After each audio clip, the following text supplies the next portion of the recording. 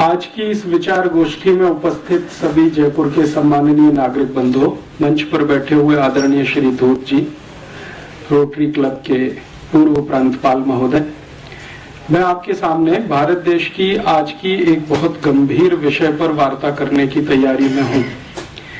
और वो गंभीर विषय क्यों है? क्योंकि हमारे देश में पिछले 10-12 वर्षों से, या अभी कहें तो 15 वर्षों से, सरकार की ओर से बहुत बड़े पैमाने पर एक अभियान चलाया जा रहा है। वो है उदारीकरण, वैश्वीकरण, ग्लोबलाइजेशन, लिबरलाइजेशन। पिछले 10-12-15 वर्षों से जब से ये अभियान चल रहा है, इस अभियान को अगर मैं समझ पा रहा हूँ तो ये ना तो ग्लोबलाइजेशन है, ना तो लिबरलाइजेशन है, ये भारतीय समाज का अमेरिकनाइजेशन करने की कोशिश हो रही है। क्योंकि अगर ग्लोबलाइजेशन की हम बात करें और लिबरलाइजेशन की बात करें तो वो बात कुछ दूसरे तरह की होती है। जैसे हम कहते हैं कि दुनिया जो है ना सबके लिए खुली है। अगर दुनिया सबके लिए खुली है और बार बार एक मुहावरा इस्तेमाल होता है कि अब पूरा विश्व एक गांव हो गया है, कोई कहीं भी आ सकता है, कोई कहीं भी जा सकता है, तो इस दृष्टि से मैंने उदारीकरण, वैश्वीकरण को समझने की कोशिश की है कि क्या सच में विश्व एक गांव हो गया है। तो मेरे मन में जो प्रश्न आता है वो और जो हो रहा है वो दोनों को जब मैं देखने की कोशिश करता हूं तो पता चलता है कि ऐसा तो कुछ भी नहीं हो रहा है। अगर हम ग्लोबलाइजेशन का सही अर्थ माने तो भारतीय मान्यता में और भारत की संस्कृति में, सभ्यता में वसुधैव कुटुंबकम कहा गया है कि सारी वसुधा, पूरी पृथ्वी हमारा एक परिवार है, कुटुंब है, जिसमें हर कोई स्वतंत्र है अपनी इच्छा से दूसरों की सीमाओं का सम्मान करते हुए कुछ करने के लिए। हमारी तो भारत की मान्यता कुछ इस तरह की है। लेकिन क्या दुनिया में वैश्वीकरण और उदारीकरण के नाम पर जो हो रहा है वो वैसा ही है? तो देखने में आता है कि हो ये रहा है कि अमेरिका और यूरोप की तरफ से दुनिया के गरीब देशों को जबरदस्ती दबाकर एक तरफा उनको अमेरिका और यूरोप की वस्तुओं का, सेवाओं का बाजार बनाने की तैयारी और कोशिश हो रही है। जब हम सही वैश्वीकरण की बात करते हैं तो उसका मतलब यह है कि जिसके पास जो कुछ है, कहते हैं ना कि दुनिया में अभी भारत में हमारे वर्तमान प्रधानमंत्री डॉक्टर मनमोहन सिंह इस वैश्वीकरण, उदारीकरण के बहुत बड़े पैरोकार हैं और बहुत बड़े समर्थक हैं। वो हमेशा एक तर्क देते हैं कि दुनिया में सभी लोगों को सस्ती और अच्छी वस्तुओं का खरीदने का और उपभोग करने का अधिकार है। तो ठीक है, किसी देश के पास बहुत अधिक मात्रा में सस्ती और अच्छी वस्तुएं हैं तो वो दूसरे देश में जाकर उनको बेचे। लेकिन इसके विपरीत अगर किसी देश के पास बहुत अच्छा और सस्ता श्रम है तो वो भी किसी दूसरे देश में जाकर बेचे। एक तरफ वस्तुएं हैं, एक तरफ श्रम है और एक तरफ पूंजी है। अगर किसी देश के पास बहुत सरप्लस में पूंजी है, बहुत अधिक मात्रा में पैसा है, जो पिछले 500-700 वर्षों में किसी ऐतिहासिक प्रक्रिया के तहत इकट्ठा हुआ है, जैसे यूरोप और अमेरिका में, तो वो तो स्वतंत्र हैं अपना पैसा लेकर कहीं भी जाने के लिए, कहीं भी लगाने के लिए, कहीं भी इन्वेस्ट करने के लिए, और सारे के सारे नियम, कायदे, कानून उसी हिसाब से बन रहे हैं। WTO की, विश्व व्यापार संगठन की, अंतर्राष्ट्रीय मुद्रा कोष और विश्व बैंक की जो शर्तें हैं वो कुछ इस तरह की हैं कि अमीर देश अपनी पूंजी को लेकर किसी भी देश में जाएं, कुछ भी उत्पादन करें, बिक्री करें और मुनाफा लेकर अपने देश में आएं। तो जब भी उनसे ये बात होती है कि भाई आप अपनी पूंजी लेकर दुनिया के अगर किसी भी देश में जा सकते हैं, तो जिन देशों के पास पूंजी नहीं है उनके पास दूसरी कोई चीज है तो वो उसे लेकर दूसरे किसी भी देश में जाने की उनको छूट होनी चाहिए। जैसे भारत के बारे में मैं बात करूं, अफ्रीका के बारे में बात करूं, एशिया के देशों के बारे में बात करूं, तो हमारे पास पूंजी अधिकता में नहीं है, क्योंकि एक ऐतिहासिक प्रक्रिया के तहत पिछले 500 साल में हमारी पूंजी को लूटा गया है। गुलाम बनाकर, कभी अंग्रेजों के द्वारा, कभी फ्रांसीसियों के द्वारा, कभी डच लोगों के द्वारा, कभी स्पेनिश लोगों के द्वारा समय समय पर हमारे देशों को, हमारे जैसे देशों को गुलाम बनाकर हमारी पूंजी को लूटा गया। तो हमारे पास तो सरप्लस में पूंजी नहीं है, लेकिन हमारे पास सरप्लस में श्रम है, लेबर है और स्किल्ड लेबर है। तो उदारीकरण में क्यों नहीं हमको इस बात की छूट होनी चाहिए कि हम हमारे अतिरिक्त श्रम को, अतिरिक्त लेबर को लेकर दुनिया के किसी भी देश में जाएं और उनको वहां हम काम पे लगाएं और उनके श्रम का जो मूल्य मिले वो भारत में लेके आएं। इसका अर्थ यह है कि हम हमारा दरवाजा अगर विदेशी पूंजी के लिए खोलते हैं तो अमेरिका और यूरोप के देशों के दरवाजे हमारे श्रमिकों के लिए क्यों ना खुले। भाई जिसके पास जो सरप्लस है वो अपना बेचे बाजार में। तो यूरोप और अमेरिका के पास वस्तुओं की अधिकता है और पूंजी की अधिकता है, क्योंकि वो मास प्रोडक्शन वाले लोग हैं। तो अपनी वस्तु और पूंजी को लेकर अगर वो हमारे यहाँ आना चाहते हैं तो हमारे पास श्रम की अधिकता है क्योंकि जनसंख्या बहुत है। चीन के पास श्रम की अधिकता है क्योंकि जनसंख्या बहुत है। तो हमारे मजदूरों को उन देशों में जाने की खुली छूट होनी चाहिए। अर्थात किसी भी देश में भारत के मजदूरों को जाने के लिए वीजा एप्लीकेशन क्यों होना चाहिए ग्लोबलाइजेशन में। जब उनकी पूंजी हमारे देश में आती है और बिना किसी रोक टोक के आती है तो हमारे श्रम को उनके देश में जाने के लिए रुकावट क्यों होनी चाहिए। अमेरिका और अमेरिका समर्थक देशों में वीजा के लिए रुकावट क्यों होनी चाहिए। भारत के नागरिकों को दूसरे देशों में जाने के लिए वीजा की आवश्यकता क्यों होनी चाहिए, क्योंकि हमारे पास श्रम है, उनके पास पूंजी है। दुनिया में दो ही चीजें होती हैं जो उत्पादन में मदद करती हैं, या तो पूंजी मदद करती है या श्रम मदद करता है। और पूंजी अकेले तो कुछ नहीं करती बिना श्रम के, बिना लेबर के पूंजी तो कुछ नहीं कर सकती, क्योंकि वो तो अपने आप में मृत वस्तु है, उसमें तो जान नहीं है, जीवित नहीं है। तो हमारे पास जो जीवित है वो हमारा श्रम है। तो हम हमारे नागरिकों को श्रमिक बनाकर करोड़ों की संख्या में अमेरिका क्यों ना भेज दें। मान लीजिए हमारे 20 करोड़ श्रमिक हैं, अमेरिका उनको ले ले। हमारे पास 50 करोड़ श्रमिक हैं, यूरोप के देश उनको ले लें। तब हम उनके देश की पूंजी ले लें तो बात बराबर बैठती है और तब हम उसको ग्लोबलाइजेशन कह सकते हैं कि भाई तुम्हारे पास कुछ अधिक है तो तुम दे रहे हो, हमारे पास कुछ अधिक है तो हम दे रहे हैं तुमको। ये लेन देन अगर बराबर के स्तर पर होता है तब तो कुछ ठीक बैठता है और उसको हम ग्लोबलाइजेशन कह सकते हैं। लेकिन अभी क्या हो रहा है, वास्तविकता ये है कि हमारे श्रमिक अमेरिका ना जा सकें, यूरोप के देशों में ना जा सकें, उसके लिए इतने कठोर वीजा के नियम बनाए गए हैं कि आप आसानी से वीजा ले ना सकें।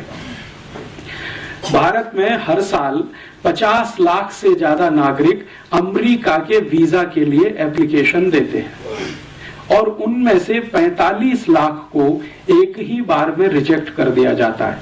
5 लाख में से सिलेक्शन किया जाता है और उसमें से मुश्किल से 1-8 लाख को या उससे भी कम 70-80 हजार को वीजा दिया जाता है। तो हमारे यहाँ से नागरिक उनके यहाँ नहीं जा सकते, लेकिन उनके यहाँ से पैसा हमारे यहाँ आ सकता है। अच्छा, जब इन देशों के साथ इस तरह की बात होती है तो वो एक तर्क देते हैं। वो ये कहते हैं कि अगर हम भारत और भारत जैसे विकासशील देशों के श्रमिकों के लिए अपने दरवाजे खोल दें तो हमारे देश में तो ओवर पॉपुलेशन हो जाएगा। लेकिन उनकी ये बात सच नहीं है, ये बहुत बड़ा झूठ है, क्योंकि वो देश बहुत कम पॉपुलेशन वाले हैं पहले से ही, तो इसलिए ओवर पॉपुलेशन होने का कोई कारण वहां दिखाई नहीं देता। मैं आपको एक तुलनात्मक तरीके से समझाता हूं। भारत में 110 करोड़ लोग रहते हैं लगभग इस समय, और हमारा जो कुल क्षेत्रफल है उससे 2 गुना ज्यादा क्षेत्रफल अमेरिका के पास है। अमेरिका का क्षेत्रफल पूरे देश का हमारे भारत से लगभग 2 गुना ज्यादा है और अमेरिका में मात्र 30 करोड़ लोग रहते हैं। इसका मतलब यह है कि अमेरिका में अभी भी 30 करोड़ लोग और रह सके, इसकी गुंजाइश है। तो क्यों नहीं अमेरिका की सरकार अपने सारे दरवाजे खोलकर दुनिया के देशों से कहती है कि तुम हमारी पूंजी लो और अपने श्रमिक हमें दो, तो भारत से 30 करोड़ श्रमिक हम अमेरिका भेज दें, हम भी थोड़े बैलेंस हो जाएं, वो भी थोड़े बैलेंस हो जाएं। लेकिन अमेरिका 30 करोड़ तो छोड़ दो, 3000 लेने को तैयार नहीं। अमेरिका से भी ज्यादा क्षेत्रफल कनाडा देश का है। कनाडा का क्षेत्रफल तो अमेरिका से भी ज्यादा है। भारत से तो लगभग 3 गुने से ज्यादा है कनाडा, और आबादी उनकी बहुत कम है। आप जानते हैं कि कनाडा की कुल आबादी 3 करोड़ से भी कम है। तो 3 करोड़ की आबादी है और भारत से 3 गुना क्षेत्रफल है। हम भारत के 110 करोड़ लोग जितने क्षेत्रफल में रहते हैं, कनाडा में 330 करोड़ लोग रह सकते हैं। तो क्यों नहीं कनाडा की सरकार अपने सारे दरवाजे खोलकर भारत और भारत जैसे श्रमिकों को क्यों नहीं आमंत्रित करती। कनाडा के आगे चलें, ऑस्ट्रेलिया की बात करें। ऑस्ट्रेलिया का क्षेत्रफल भी भारत से 2.5 गुना ज्यादा है और ऑस्ट्रेलिया की कुल आबादी मात्र 2 करोड़ है और हमारी कुल आबादी 110 करोड़ है। माने जितनी क्षेत्रफल में 110 करोड़ लोग रहते हैं, उतने क्षेत्रफल में ऑस्ट्रेलिया में 250 करोड़ लोग रह सकते हैं। तो ऑस्ट्रेलिया की सरकार अपने दरवाजे क्यों नहीं खोलती भारत के सभी श्रमिकों के लिए कि आप आओ, हमारे यहाँ बस जाओ, क्योंकि हमारे पास बहुत बड़ा क्षेत्रफल है, संसाधन भी बहुत है। क्योंकि ऑस्ट्रेलिया की पूंजी भारत में आ रही है, तो भारत का अतिरिक्त श्रम ऑस्ट्रेलिया जा रहा है, ग्लोबलाइजेशन हो रहा है। और एक उदाहरण देता हूं, ऑस्ट्रेलिया के नजदीक में एक देश है न्यूजीलैंड, उसका भी क्षेत्रफल भारत से ज्यादा है और सौभाग्य दुर्भाग्य जो भी है, वहां रहने वाले लगभग 1 करोड़ के आसपास है, 1.25 करोड़ है। तो क्यों नहीं न्यूजीलैंड की सरकार ये कहती है कि आप आओ, आपके लिए सारे दरवाजे खुले हैं, हमारे पास पूंजी ज्यादा है, आपके पास श्रम ज्यादा है, आप अपने श्रमिकों को न्यूजीलैंड भेज दो, हम उनको खपा लेंगे, क्योंकि हमारे पास बहुत सारे रिसोर्सेज भी हैं और बहुत जमीन भी है। और ये जो न्यूजीलैंड है, ऑस्ट्रेलिया है, कनाडा है, ऐसे दुनिया में 145 देश हैं जिनकी जनसंख्या 1 करोड़ के आसपास है। और ये 145 देश 1-1 करोड़ के आसपास की जनसंख्या में रहते हैं। और भारत और चीन जैसे जो देश, 2 देश जहां की कुल जनसंख्या लगभग 250 करोड़ के आसपास है, वो इनसे कम क्षेत्रफल में रहते हैं। तो चीन और भारत के पास श्रम बहुत है, एशिया के पास श्रम बहुत है।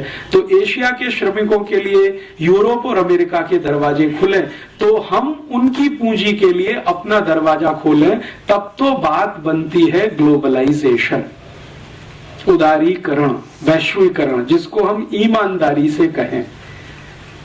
लेकिन अभी क्या हो रहा है? अभी ऐसा नहीं हो रहा है। अभी जो हो रहा है पिछले 12-15 वर्षों से वो ये कि भारत के श्रमिक और चीन के श्रमिक, बांग्लादेश के श्रमिक या पाकिस्तान के श्रमिक यूरोप के देशों में घुस नहीं सकते। इतने कठोर वीजा के कानून पिछले 10-12 वर्षों में बनाए गए। और ना सिर्फ कठोर कानून बनाए गए हैं, बल्कि बेईमानी भी शुरू की गई है। बेईमानी क्या शुरू की गई है? मैंने आपसे कहा कि 50 लाख हिंदुस्तानी हर साल अमेरिका के लिए वीजा एप्लीकेशन देते हैं, उनमें से 45 लाख को तो रिजेक्ट कर दिया जाता है। लेकिन आप जानते हैं कि वीजा एप्लीकेशन करते समय फीस देनी पड़ती है, और औसतन फीस अगर आप $500 मान लें, क्योंकि अलग अलग कैटेगरी के वीजा हैं और अलग अलग तरह की फीस है, तो हम सामान्य रूप से माने कि $500 की फीस एक एप्लीकेशन के साथ हमको देनी है, तो 50 लाख एप्लीकेशन में $500 का मल्टीप्लिकेशन कर लें। तो आप कल्पना करें कि हम हजारों, लाखों, करोड़ों डॉलर वीजा एप्लीकेशन फीस के साथ दे रहे हैं। तो जब वीजा हमारा रिजेक्ट किया जा रहा है, तो ईमानदारी के साथ हमारी फीस वापस होनी चाहिए। लेकिन अमेरिका की कोई भी एम्बेसी हमारी वीजा फीस को वापस नहीं करती है। इसका मतलब यह है कि अमेरिका की सभी एम्बेसियां पूरी बेईमानी के साथ इस देश को लूटने में लगी हुई। ईमानदारी तो यह है कि अगर आप हमारा वीजा नहीं दे सकते तो फीस वापस कर दो और कह दो कि भाई आप अमेरिका जाने के लायक नहीं है। लेकिन हमारी फीस भी नहीं देते, पैसा भी रख लेते हैं, अपमान करके हमको एम्बेसी से निकाल भी दिया जाता है, फिर भी हम वहां लाइन लगा के खड़े रहते हैं। मैंने बहुत दुखद दृश्य मेरी आंखों से बार बार देखा है। दिल्ली, मुंबई, कलकत्ता, मद्रास में भारत के लोग गुलामों की तरह से अमेरिका एम्बेसी में वीजा के लिए लाइन लगाते हैं, जैसे भेड़ बकरियां लाइन लगाती हैं, और उनके साथ इतनी बदतमीजी और इतने अपमान का व्यवहार किया जाता है कि वो सुसाइड कर लेना वहां ज्यादा सम्मानजनक होता है। हर क्षण अपमान करते हैं। आपको इंटरव्यू के लिए बुलाया जाएगा और बहुत ही बदतमीजी के साथ आपसे सवाल किए जाएंगे। और सिर्फ इतना ही अपमान नहीं करते हैं, आप गलती से वीजा पा गए और अमेरिका के हवाई अड्डे पर पहुंच गए तो आपके कपड़े उतार सकते हैं, और पूरे के पूरे उतार सकते हैं। और ये कोई साधारण आदमी के साथ होता हो तो हम चलो मान लेते हैं, लेकिन ये हमारे रक्षा मंत्रियों के साथ होता है, मुख्यमंत्रियों के साथ होता है। अभी थोड़े दिन पहले आप जानते हैं कि इस भारत देश के मध्य प्रदेश के मुख्यमंत्री श्री बाबूलाल गौर अमेरिका प्रवास पे गए और हवाई अड्डे पर सारे कपड़े उतरवा लिए। और श्री बाबूलाल गौर कहते हैं खुद कि मैं सिर्फ अंडरवियर पहने हुए था, बाकी सब उतारना पड़ा। इसी तरह से हमारे देश के एक बहुत बड़े समाजवादी नेता जॉर्ज फर्नांडीज जब भारत के रक्षा मंत्री की हैसियत से अमेरिका गए तो उनके सारे कपड़े उतार दिए, सिर्फ अंडरवियर पहने रह गए।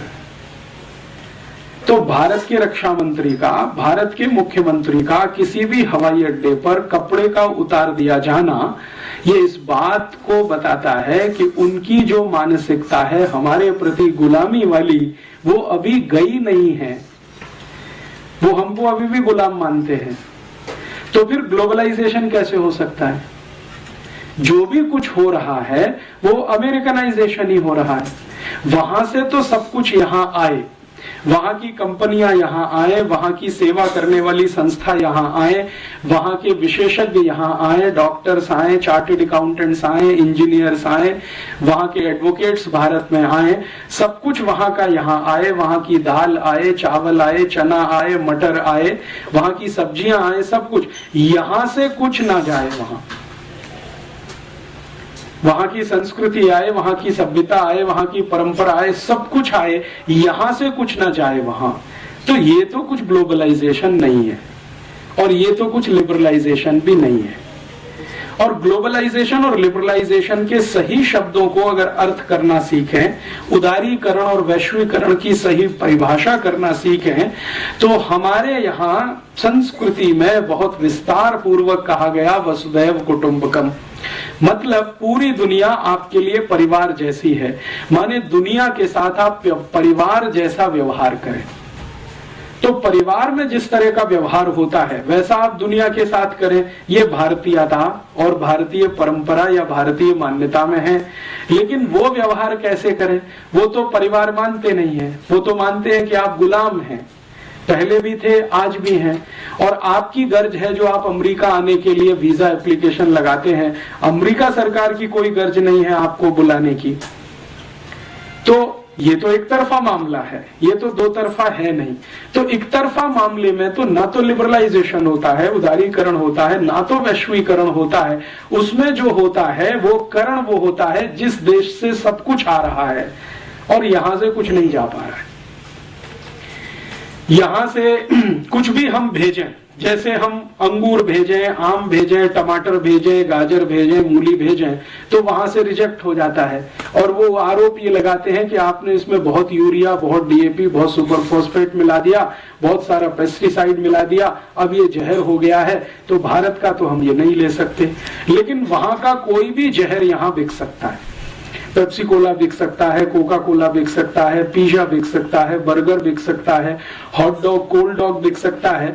हमारे देश की कई वैज्ञानिक संस्थाओं ने पेप्सी कोक को जहर घोषित किया है, फिर भी बिक सकता है। तो वहां का कुछ भी बिके, यहाँ का अंगूर भी अमेरिका में ना बिक सके, आम भी ना बिक सके, गाजर, टमाटर, मूली भी ना बिक सके। तो ये सारा मामला जो है ना तो वैश्वीकरण का है, ना उदारीकरण का है, ये सारा अमरीकीकरण का है। और इस अमरीकीकरण को हमारे देश के वर्तमान प्रधानमंत्री ने और हमारे देश के वर्तमान वित्त मंत्री ने, दोनों ने अलग अलग समय पर बिल्कुल ठप्पा लगा के सिद्ध कर दिया कि हम जो कर रहे हैं वो वास्तव में भारत का गुलामीकरण ही है। मैं आपको इसका एक ठोस उदाहरण देता हूं। हमारे वर्तमान प्रधानमंत्री डॉक्टर मनमोहन सिंह 8 जुलाई 2005 को लंदन गए। लंदन में एक बड़ी विश्वविद्यालय है, उसको ऑक्सफोर्ड कहते हैं। हमारे वर्तमान प्रधानमंत्री ऑक्सफोर्ड में पढ़े हैं, ऐसा वो बड़े गर्व से कहते हैं। ठीक है, अब वो जो ऑक्सफोर्ड ने उनको एक डॉक्टरेट का डिग्री दिया, एक तो वो पहले ले चुके हैं पीएचडी करते हुए, अभी एक दूसरा डॉक्टरेट उनको दिया ऑक्सफोर्ड विश्वविद्यालय ने सम्मान के रूप में। तो उस डिग्री को लेने के लिए वो गए और वहां जो कार्यक्रम था ऑक्सफोर्ड यूनिवर्सिटी में, उसमें उनके साथ मंच पर ब्रिटेन की महारानी भी थी, ब्रिटेन के प्रधानमंत्री भी थे टॉनी ब्लेयर, और ब्रिटेन की सरकार के कुछ महत्वपूर्ण अधिकारी भी थे। महारानी का, जैसा आप जानते हैं, ब्रिटेन में आज भी राजा के जैसा ही रुतबा है। उनका जो कुर्सी होता है वो सबसे ऊंचा बनाया जाता है, बाकी सबका कुर्सी उससे नीचा रहता है। तो मनमोहन सिंह और टॉनी ब्लेयर का कुर्सी नीचा था, रानी का कुर्सी ऊंचा था, तो थोड़े ऊंचाई के पोडियम पर वो बैठी हुई थी, पेडेस्ट्रल पे। मनमोहन सिंह साहब ने 44 मिनट वहां भाषण दिया और उसकी रिकॉर्डिंग बीबीसी ने किया, और बीबीसी ने ब्रिटेन में तो उसको डायरेक्ट टेलीकास्ट किया, लेकिन थोड़े दिन के बाद हिंदुस्तान में भी हमें वो देखने को मिल गया। 2-3 दिन के बाद उन्होंने यहां भी दिखा दिया। वो भाषण मैंने देखा तो मैं तो दंग रह गया। मनमोहन सिंह ने अपने 44 मिनट के पूरे भाषण में जो कुछ कहा वो किसी भी स्वाभिमानी भारतीय के लिए शर्म से डूब मरने जैसा है। उन्होंने कहा कि हम भारतवासियों से तो बहुत बड़ी गलती हो गई जो हमने अंग्रेजों को भगा दिया अपने देश में से। ये उनका ऑक्सफोर्ड यूनिवर्सिटी में भारत के प्रधानमंत्री के रूप में वक्तव्य है कि हमसे तो बहुत बड़ी गलती हो गई जो हमने अंग्रेजों को भगा दिया। तो क्यों हो गई ये गलती? तो वो कह रहे हैं कि अंग्रेजों की सभ्यता ने तो हमको बहुत कुछ सिखाया है, अंग्रेजों की संस्कृति से तो हमको बहुत कुछ सीखने को मिला है, अंग्रेजी शिक्षा से तो हमें बहुत कुछ लाभ हुआ है, अंग्रेजी विज्ञान और तकनीकी ने तो हमें बहुत ऊंचा उठाया है। हम तो भारतवासी अंग्रेजों के आने के पहले अंधकार युग में रहते थे, अंग्रेजों ने हमको प्रकाश में लाया। तो इसलिए अंग्रेजों की सभ्यता, उनकी संस्कृति, उनकी परंपरा, उनकी भाषा, उनका रहन सहन, और उसके भी आगे जाकर उन्होंने कहा कि अंग्रेजों की न्याय व्यवस्था न होती तो हमको तो मालूम नहीं था न्याय कैसा होता है। जो अंग्रेजों की अंग्रेजी नहीं होती तो हम तो दुनिया के ज्ञान से बिल्कुल वंचित थे, हमको तो ज्ञान भी नहीं होता। इतनी बातें 44 मिनट में वो बोल गए।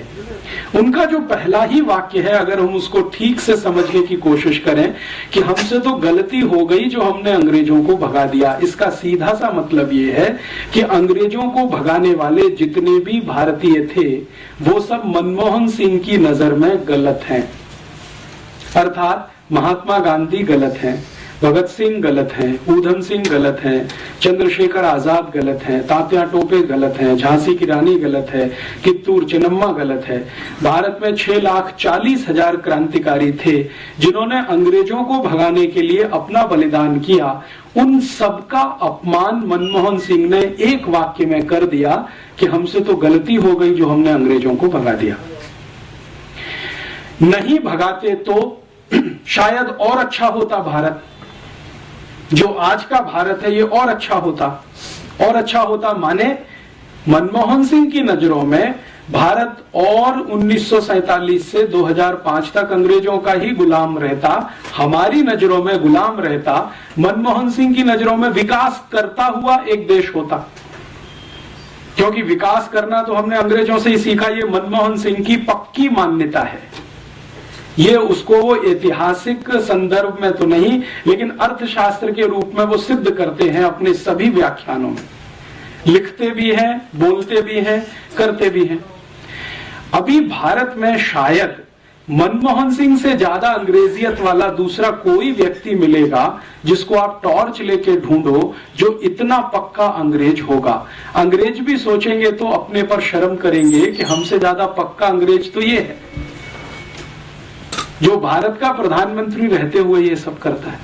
अच्छा, 44 मिनट का भाषण बोल देने के बाद जब उनको डिग्री दी गई तो उसके एक कदम आगे जाकर उन्होंने क्या किया, मैंने आपको कहा ना कि विक्टोरिया जो उनकी रानी है वो बैठी हुई थी, उसका मंच थोड़ा ऊंचा था, तो मनमोहन सिंह उसके पास गए, लिटरली घुटनों के बल उसके सामने बैठे और वो कागज हाथ में लिए हुए। जैसे हम किसी भगवान के सामने घुटने में बैठकर वो जो प्रणाम करते हैं ना, मनमोहन सिंह ने ठीक उसी अदा में, स्टाइल में विक्टोरिया को प्रणाम किया, घुटनों पे बैठकर, आगे झुककर। इतनी गुलामी अभी तक भारत में है प्रधानमंत्री स्तर के नेता में। अगले दिन लंदन के बहुत सारे अखबारों में बहुत कुछ छपा और एक अखबार ने तो सीमा तोड़कर लिखा कि अभी हमें सोचना पड़ेगा कि भारत आजाद हो गया है हमारी गुलामी से। एक अखबार ने लिखा कि अगर मनमोहन सिंह एक व्यक्ति के रूप में इंग्लैंड आए, लंदन आए और उनको कोई डॉक्टरेट दी जाए और उसको वो स्वीकार करें और रानी के चरणों में बैठकर प्रणाम करें तो वो सामान्य है, सामान्य व्यक्ति के रूप में। लेकिन भारत के प्रधानमंत्री के रूप में अगर वो आए हैं और इस तरह का व्यवहार करते हैं तो हमें ये सोचना पड़ेगा कि भारत स्वतंत्र हो गया है। ये जो मानसिकता है, ये मनमोहन सिंह तो मैंने एक निमित्त रूप में नाम लिया है, आपको समझ में आ जाए जल्दी, क्योंकि ये तत्काल की घटना है। लेकिन ये घटना सिर्फ एक मनमोहन सिंह के साथ नहीं है, ये भारत के उन सभी नेताओं के साथ है जो पश्चिम को, विशेष रूप से यूरोप को अपना दिशा निर्देशक मानते हैं, निर्देशक मानते हैं और मानते हैं कि जो कुछ अच्छा होगा वो पश्चिम से ही होगा, यूरोप से ही होगा, अमेरिका से ही होगा। इस तरह की बात जो मनमोहन सिंह ने अभी की है, ये कोई असामान्य नहीं है भारत में, क्योंकि पिछले आजादी के लगभग 60 वर्षों में कई प्रधानमंत्रियों के मुंह से हमने इस तरह की बातें सुनी हैं। हमारे पहले प्रधानमंत्री पंडित जवाहरलाल नेहरू तो बार बार संसद में कह रहे हैं कि भारत को यूरोप जैसा बनाना है, उसके लिए जो करना पड़े हम करेंगे, बनाना है यूरोप के जैसा। और इसको उन्होंने 1953 में स्वीकार किया है। उनकी एक चिट्ठी है जो कनाडा के प्रधानमंत्री को उन्होंने लिखी है और उस पर उन्होंने स्पष्टता से कहा है कि मेरे और महात्मा गांधी के बहुत बड़े वैचारिक मतभेद हैं भारत के विकास को लेकर। गांधी जी चाहते रहे हैं कि भारत स्वदेशी और स्वावलंबन के रास्ते पर जाए, मैं चाहता हूं कि भारत यूरोप जैसा बने। इसमें हमारे उनके बहुत मतभेद हैं, वो कनाडा के प्रधानमंत्री को कह रहे हैं। और इतना ही नहीं, आगे पत्र में तो वो वहां तक कह गए हैं कि मुझे ऐसा लगता है कि महात्मा गांधी का दिमाग खराब हो गया। ये शब्द हैं जो पंडित नेहरू ने लिखे हैं गांधी जी के प्रति। और पत्र की अंतिम वाक्य तो उनकी इतनी खराब है, वो कहते हैं कि ये खूसट बुढ़ा, जो शब्द इस्तेमाल किया है, ये खूसट बुढ़ा जितनी जल्दी चला गया हमारे लिए उतना अच्छा। माने नेहरू जी को इस बात का कोई गम नहीं है कि गांधी जी जल्दी चले गए, 1948 में ही मर गए। वो पत्र की फोटोकॉपी मैंने बहुत संभाल के रखी हुई है। कनाडा के प्रधानमंत्री को भारत के प्रधानमंत्री द्वारा लिखा गया पत्र 1953 में 22 जुलाई की तारीख है। कनाडा के प्रधानमंत्री ने गलती से कहें या जानबूझकर कहें, उस पत्र को अपनी ऑटोबायोग्राफी में अभी छाप दिया है और वो थोड़े दिन में भारत में किताब बन के आएगा तो उस पर बवाल होने वाला है और जवाब देना पड़ेगा। तो नेहरू जी खुद मानते हैं कि मेरे गांधी जी से मतभेद है विकास के सवाल पर। और बाद में नेहरू जी का जो भारत की संसद में अलग अलग समय पर दिए गए वक्तव्य हैं, जैसे उन्होंने एक बार बहुत लंबा भाषण दिया है भारत की संसद में गाय के वध को रोकने के प्रश्न पर, गोवध रोकने के प्रश्न पर। तब लंबे भाषण में उन्होंने कहा है कि आजादी के पूर्व मैंने कहा था कि गाय हत्या बंद होनी चाहिए, लेकिन जरूरी नहीं है कि आजादी के बाद वो हो ही जानी चाहिए। और वो कहते हैं कि मैं संसद के सभी सांसदों को विनम्रता पूर्वक अपील करता हूं कि ये गोवध को रोकने के लिए जो कानून बनने जा रहा है, इसको वो पास ना होने दें। अगर ये पास हुआ तो मुझे इस्तीफा देना पड़ेगा। गाय की रक्षा हो, इसमें आप क्यों परेशान हैं? तो नेहरू जी कहते हैं कि ये विश्व के लोग हंसेंगे हमारे ऊपर, दुनिया हंसेगी कि हम गाय बचाने में लगे हुए हैं। दुनिया हंसेगी माने यूरोप हंसेगा हमारे ऊपर कि हम गाय बचाने में लगे हुए, क्योंकि यूरोप में तो गाय को काट के ही खाया जाता है, दूध के लिए गाय को यूरोप में पाला नहीं जाता है। ये ठीक है कि वो दूध दे देती है तो वो बाई प्रोडक्ट है, लेकिन मुख्य तो गाय का मांस है। तो दुनिया के यूरोप और अमेरिका के लोग तो हंसेंगे, और हमको तो यूरोप जैसा ही होना है, तो गोहत्या क्यों बंद होनी चाहिए भारत में। तो ये एक विचार है। ये मैंने तुलना इसलिए की है कि ये मनमोहन सिंह महोदय ने जो कुछ बोल दिया है वो कोई आश्चर्य की बात नहीं है, क्योंकि भारत में पिछले 60 साल से ये बोला जा रहा है। अगर नेहरू जी ये बोल सकते हैं तो मनमोहन सिंह के बोलने में क्या तकलीफ है। और आप कहेंगे जी ये नेहरू जी और मनमोहन सिंह तक सीमित है, तो ये ऐसा नहीं है।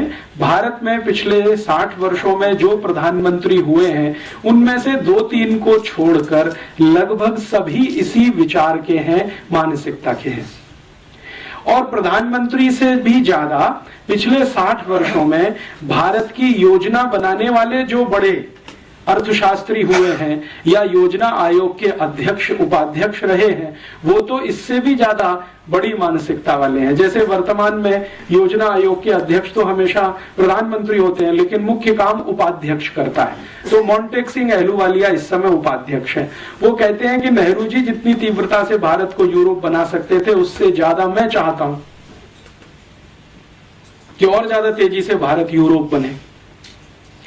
तो वर्तमान में भारत के योजना आयोग के उपाध्यक्ष हों या प्रधानमंत्री हों या प्रधानमंत्री के मंत्रिमंडल में चिदम्बरम जो वित्त मंत्री हैं, ये तो 1996 में जब लंदन थे 24 अक्टूबर को, तो इन्होंने इंग्लैंड की बहुत सारी कंपनियों के अधिकारियों के सामने कहा था, वो रिकॉर्ड पर है, कि हमने 400 साल पहले अंग्रेजों को बुलाया और ईस्ट इंडिया कंपनी के लिए दरवाजा खोला। तो अब फिर से हम दरवाजा खोलना चाहते हैं, आप आइए और भारत को लेके जाइए, हम प्लेट में रख के भेंट करते हैं आपको। तो इस तरह की जो मानसिकता है, इसमें व्यक्ति महत्व का नहीं है, विचार महत्व का है। वो मनमोहन सिंह ये कहते हैं, चिदम्बरम ये कहते हैं, मोंटेक सिंह अहलूवालिया ये कहें, या कभी पंडित जवाहरलाल नेहरू ये कहें, या कभी कोई XYZ और कहे, व्यक्ति का महत्व इसमें नहीं है। विचार क्या है वो समझने की है। और विचार बहुत ताकत के साथ भारत के सत्ता वर्ग में ये बैठा हुआ है कि यूरोप जैसा ही होना अंतिम लक्ष्य है हमारा, अमेरिका जैसा ही होना अंतिम लक्ष्य है हमारा। मेरे मन में पिछले 10, 12, 15 वर्षों से ये विषय बहुत तेजी से घूमता रहा है कि अगर हमारी सत्ता व्यवस्था और प्रतिष्ठान के मन में ये पक्का बैठ गया है कि भारत को यूरोप और अमेरिका जैसा ही होना है, तो समझ लें कि यूरोप और अमेरिका क्या है। क्योंकि आप जब किसी के जैसा होना चाहते हैं और बिना समझ के होएंगे तो शायद इसमें कष्ट ज्यादा आएगा, समझ के साथ होएंगे तो शायद बेहतर हो जाएगा। तो मैंने सोचना शुरू किया कि जिस यूरोप और अमेरिका जैसा होना नेहरू जी चाहते रहे हैं, आज के मनमोहन सिंह चाहते हैं, मोंटेक सिंह अहलूवालिया चाहते हैं, या ऐसे और भी बहुत सारे राजनेता होंगे जो भारत की संसद में अलग अलग समय पर बोलते रहे हैं, अनेक अनेक दूसरी पार्टियों में हैं। बीजेपी में ऐसे कई नेता हैं जो भारत को अंग्रेज और यूरोप जैसा ही देखना चाहते हैं अपने तरीके से। कांग्रेस में ऐसे बहुत हैं, और अब जनता दल में भी ऐसे बहुत हैं, समाजवादी पार्टी में भी बहुत हैं, और अब तो कम्युनिस्टों के बीच में भी एक ही लॉबी है, वो ये कहती है कि भारत को होना तो यूरोप और अमेरिका की ही तरह से है, लेकिन मार्क्सवाद के रास्ते पर, साम्यवाद के रास्ते पर। होना तो आपको वैसा ही है, लेकिन मार्क्सिज्म से होकर, साम्यवाद से होकर आप वहां तक जाइए। और दूसरी जो लॉबी है वो ये कहती है कि कैपिटलिज्म के रास्ते से वहां तक जाइए। तो या तो आपको पूंजीवाद से होते हुए यूरोप और अमेरिका तक जाना है, या मार्क्सवाद से होते हुए यूरोप और अमेरिका तक जाना है। लक्ष्य वही है, रास्ते अलग अलग हैं। तो ऐसी परिस्थिति में मेरे मन में एक विचार आया कि ये गांधी जी क्या कहते हैं यूरोप और अमेरिका के बारे में, जिसको नेहरू जी खूसट बुड्ढा कहते हैं। गांधी जी के मन में क्या है? तो गांधी जी की लिखी हुई सबसे पहली एक किताब मैंने पढ़ी, जो उन्होंने 1909 में लिखी थी, हिंद स्वराज। बहुत पतली सी पुस्तक है और मेरी विनम्र प्रार्थना है आप सब पढ़ें तो बहुत अच्छा है।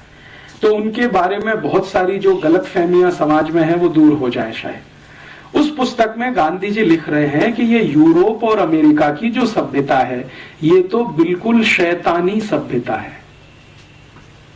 शैतान शब्द उन्होंने इस्तेमाल किया है और गांधी जी के सामने बहुत बार उस पुस्तक को रखकर पंडित नेहरू ने और भारत के कई नेताओं ने आपत्ति उठाई है कि आपने इतना कड़ा शब्द क्यों लिखा है कि ये शैतानी सभ्यता है।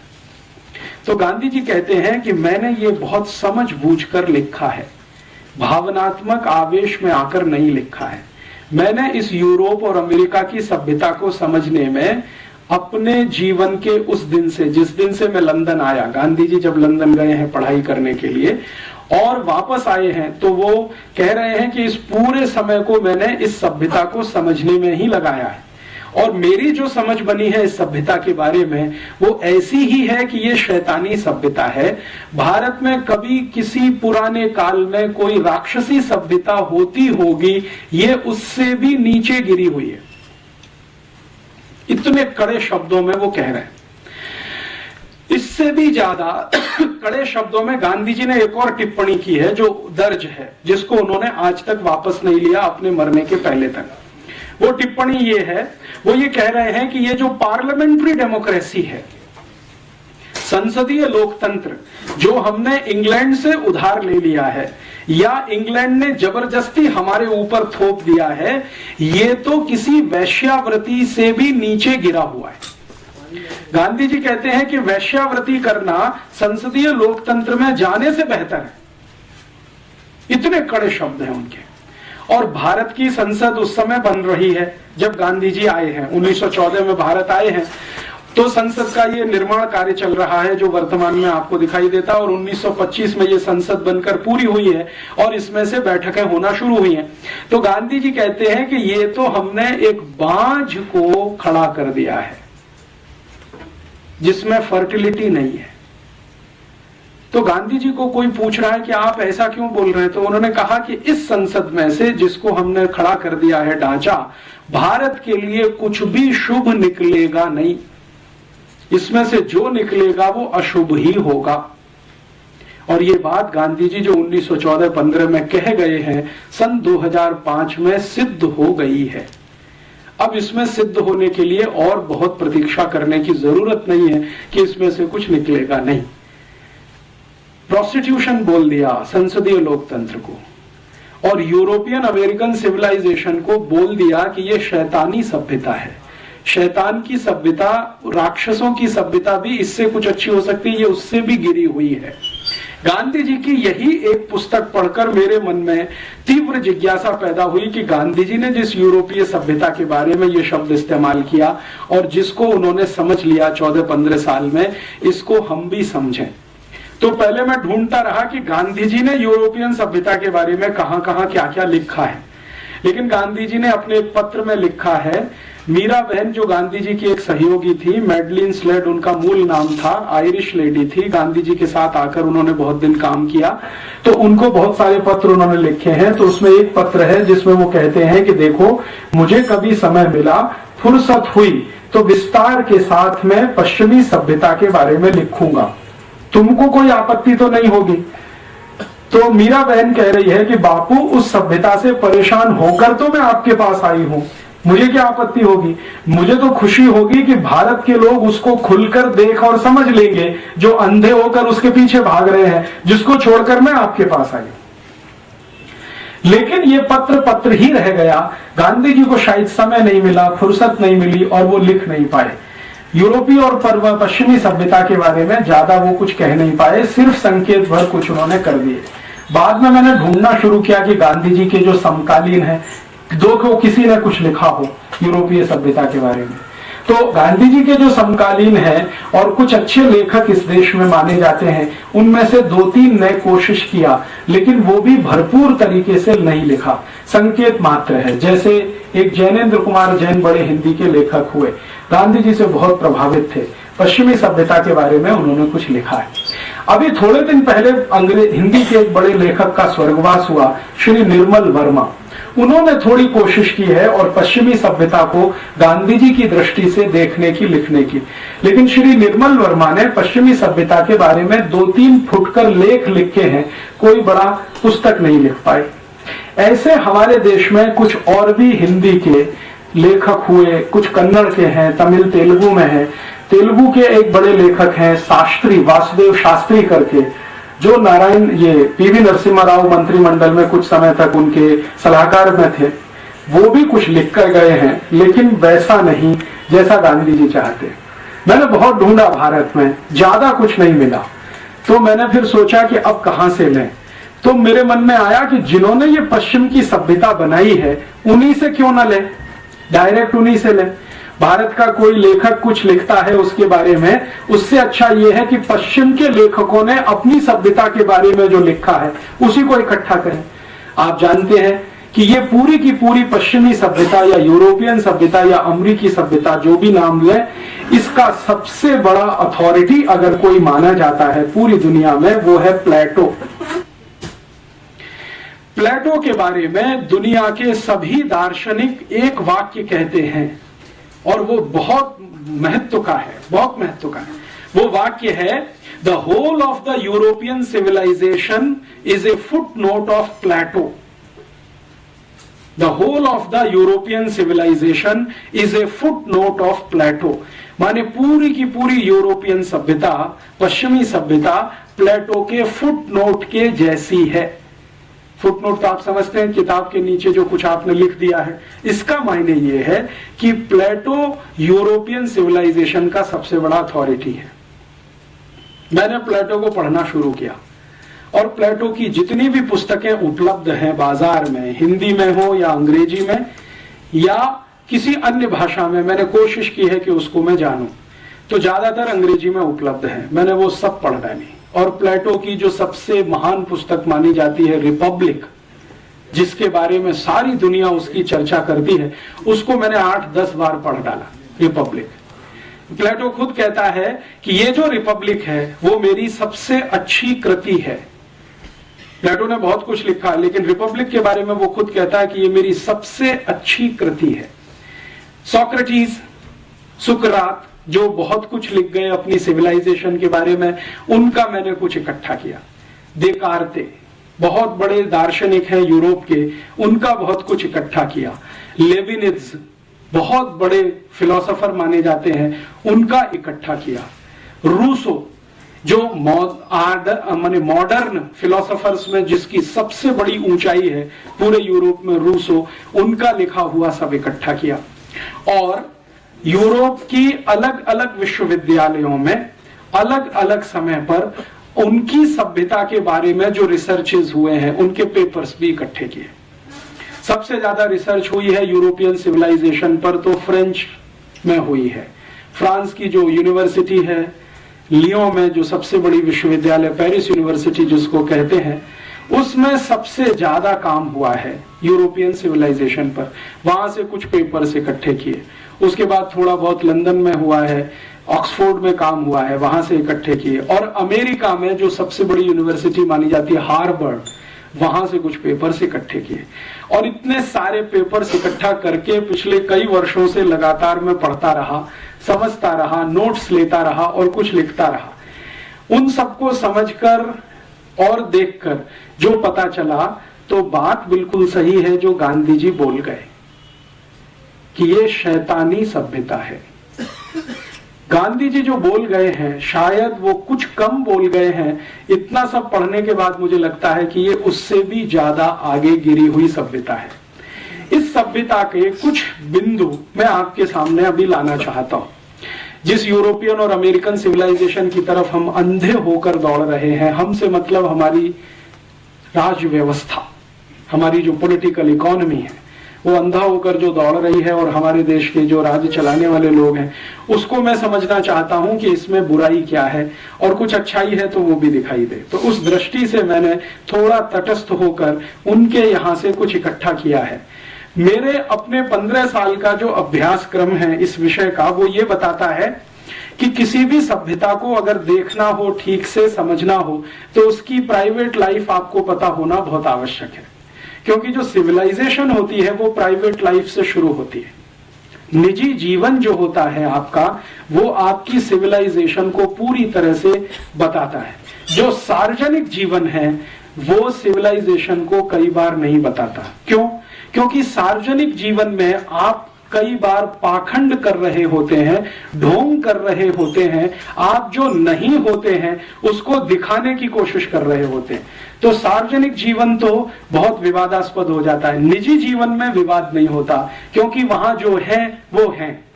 घर के अंदर आप जैसे हैं वो आपका प्राइवेट लाइफ बता देता है कि आपकी सिविलाइजेशन कैसी है।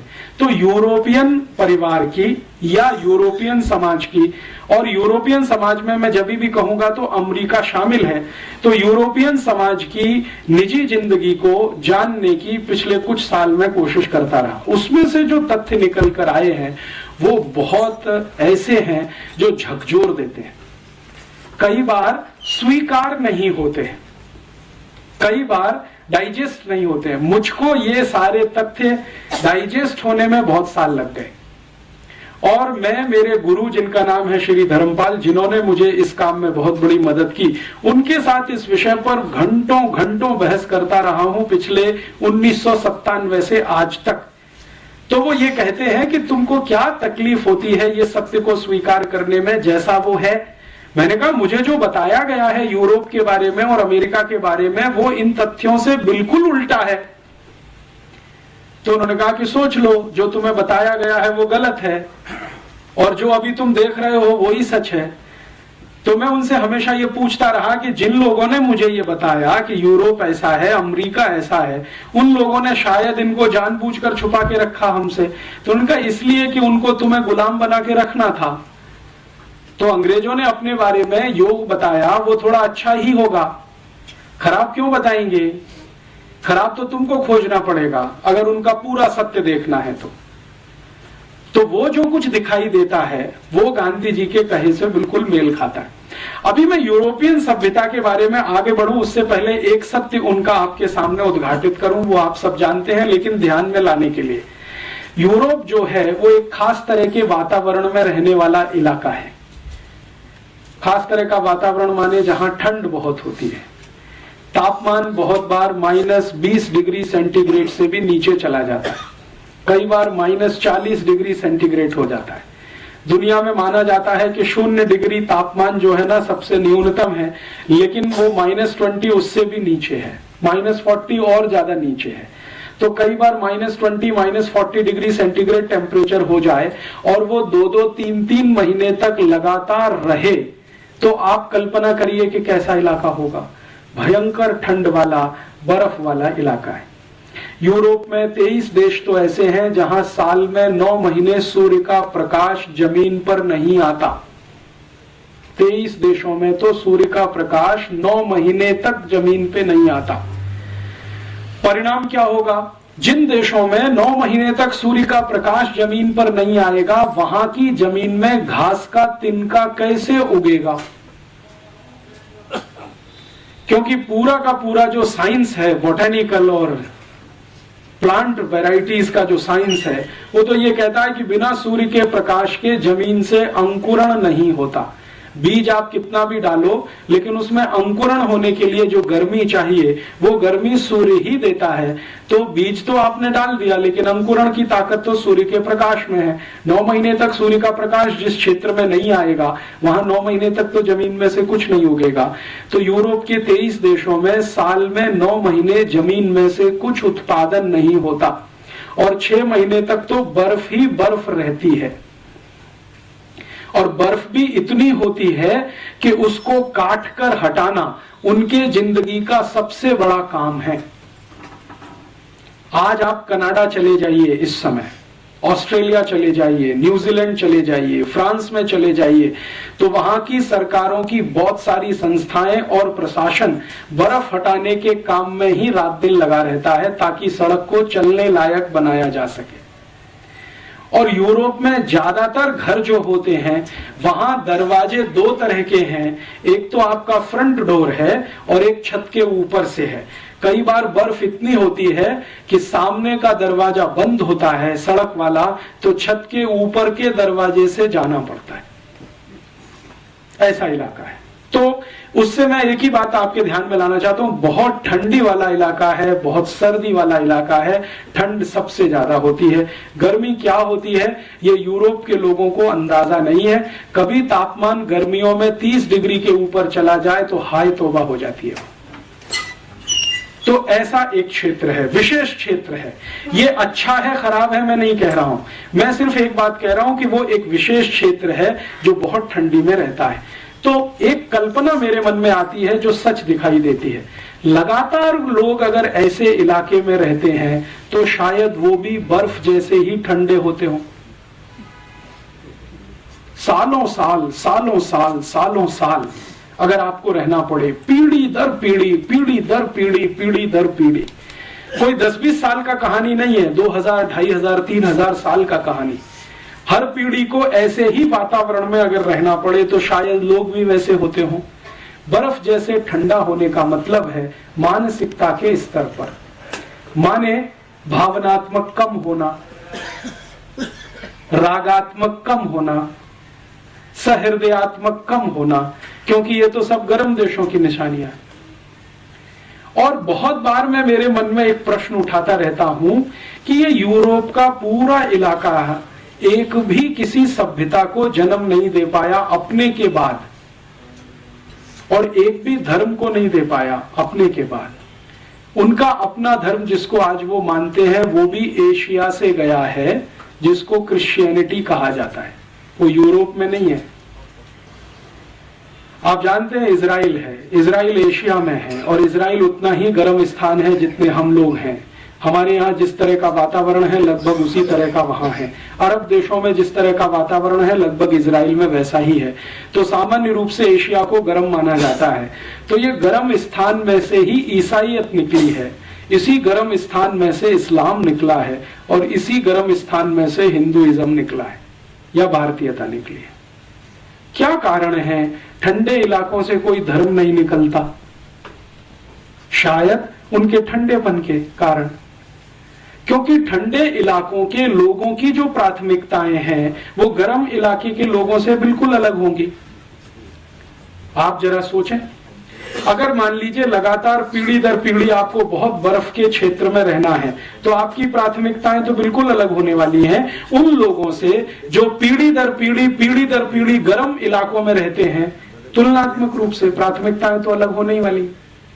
तो प्राथमिकताओं के अलग होने से शायद और दूसरी चीजें भी आती होंगी। अगर हमारी प्राथमिकता है तो उसमें से हम अपनी तरह की दुनिया बनाएंगे। सारी दुनिया प्राथमिकता के हिसाब से बनती है। हमारे घर की कुछ प्राथमिकताएं हैं, उसके हिसाब से हम हमारा घर बनाते हैं। दूसरे के घर की प्राथमिकताएं कुछ अलग हैं, उसके हिसाब से वो अपना घर बनाता है। दो घरों की प्राथमिकताएं कभी एक जैसी नहीं होती, तो दो घरों की वास्तु और रचना भी एक जैसी नहीं होती। दो घरों की रसोइयां भी एक जैसी नहीं होती। किसी घर की रसोई में कुछ खास तरह की चीज है, दूसरे में कुछ खास तरह की चीज है। वो सब प्राथमिकताओं का किस्सा है। तो यूरोप के लोगों की प्राथमिकताएं शायद सबसे ज्यादा ये होती होंगी इस बर्फ से बचना, इस ठंड से बचना, किसी तरह अपने को जिंदा बनाकर रखना, किसी भी तरह अपने को जिंदा बनाकर रखना, ये उनकी सबसे बड़ी प्राथमिकता होती होगी। इसलिए उनको हर समय, हर क्षण, हर स्थान पर एयर कंडीशनिंग की जरूरत पड़ती है। हमको नहीं है, क्योंकि हमारी प्राथमिकता में ठंड से लगातार बचना शामिल नहीं है। तो शायद नहीं है। आप जानते हैं यूरोप के सभी मॉल्स, शॉपिंग कॉम्प्लेक्स, अमेरिका के सभी मॉल्स, शॉपिंग कॉम्प्लेक्स, उनकी पब्लिक बिल्डिंग्स, प्राइवेट बिल्डिंग, सभी सेंट्रली हीटेड और सेंट्रली कूल्ड होती हैं। अब इसको लेकर अगर हम कोई अपनी ओपिनियन बनाते हैं, साहब देखो ये कितने ऊंचे लोग हैं, कितने हमसे आगे लोग हैं जो सब कुछ इन्होंने सेंट्रली कूल्ड और सेंट्रली हीटेड बना रखा है, तो ये हमारी मूर्खता है, उनकी नहीं है, क्योंकि वो उनकी प्राथमिकता का हिस्सा है। उनको जिंदा रखना है अपने आप को, तो गाड़ियों को भी ऐसा ही बनाना पड़ेगा, सेंट्रली कूल्ड और सेंट्रली हीटेड।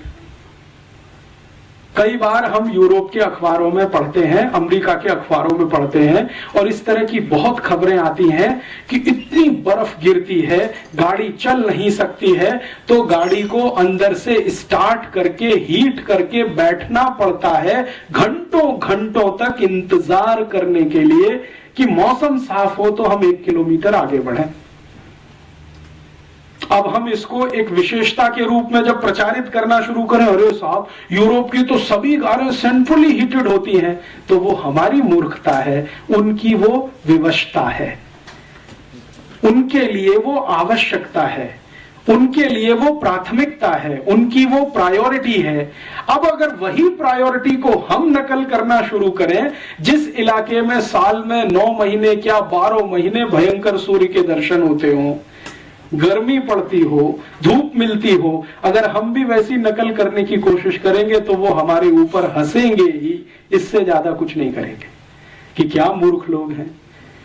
ये अपने हिंदुस्तान में भी वैसे ही कर लेना चाहते हैं जैसे हम हैं। हम तो मजबूरी में हैं क्योंकि हमारी व्यवस्था ऐसी है, ये तो शौक के साथ उस रास्ते पे जा रहे हैं। मैं कहना ये चाहता हूं कि शायद हिंदुस्तान की सभी गाड़ियों को सेंट्रली हीटेड और सेंट्रली कूल्ड करने की जरूरत नहीं है, क्योंकि मौसम ही हमारे यहां इस तरह का है। लेकिन अगर हम इसी तरह की गाड़ियां बनाते जाएं और अपने को अभ्यस्त करने की कोशिश करें, तो ये तो कुछ ऐसी ही कहानी है, बिना जाने समझे दूसरों की नकल करना, और उसको हम अपनी हीनता के साथ जोड़ें और उनकी ऊंचाई के साथ जोड़ना शुरू करें। देखो यूरोप अमेरिका वाले बहुत ऊंचे हैं, जो सेंट्रल एयर कंडीशन सिस्टम सब जगह बनाते हैं और सेंट्रली कार बनाते हैं एयर कंडीशन और हीट, और हम नहीं कर पाते हैं, तो हम पीछे हैं, वो हमसे आगे हैं। इस तरह का जब तुलना करना शुरू करते हैं तो ये सिवाय हास्यास्पद होने के और कुछ नहीं है। एक बार उनका क्षेत्र क्या है ये हमारे समझ में आए तो हर चीज उनको समझ में। अब देखिए, जब आप बहुत ठंड वाले इलाके में रहेंगे तो आपको अपने को गर्म रखने के लिए कुछ ना कुछ एक्स्ट्रा क्यूरिकुलर करना पड़ेगा, एक्स्ट्रा एक्टिविटीज करनी पड़ेंगी ताकि आप गर्म बने रहें।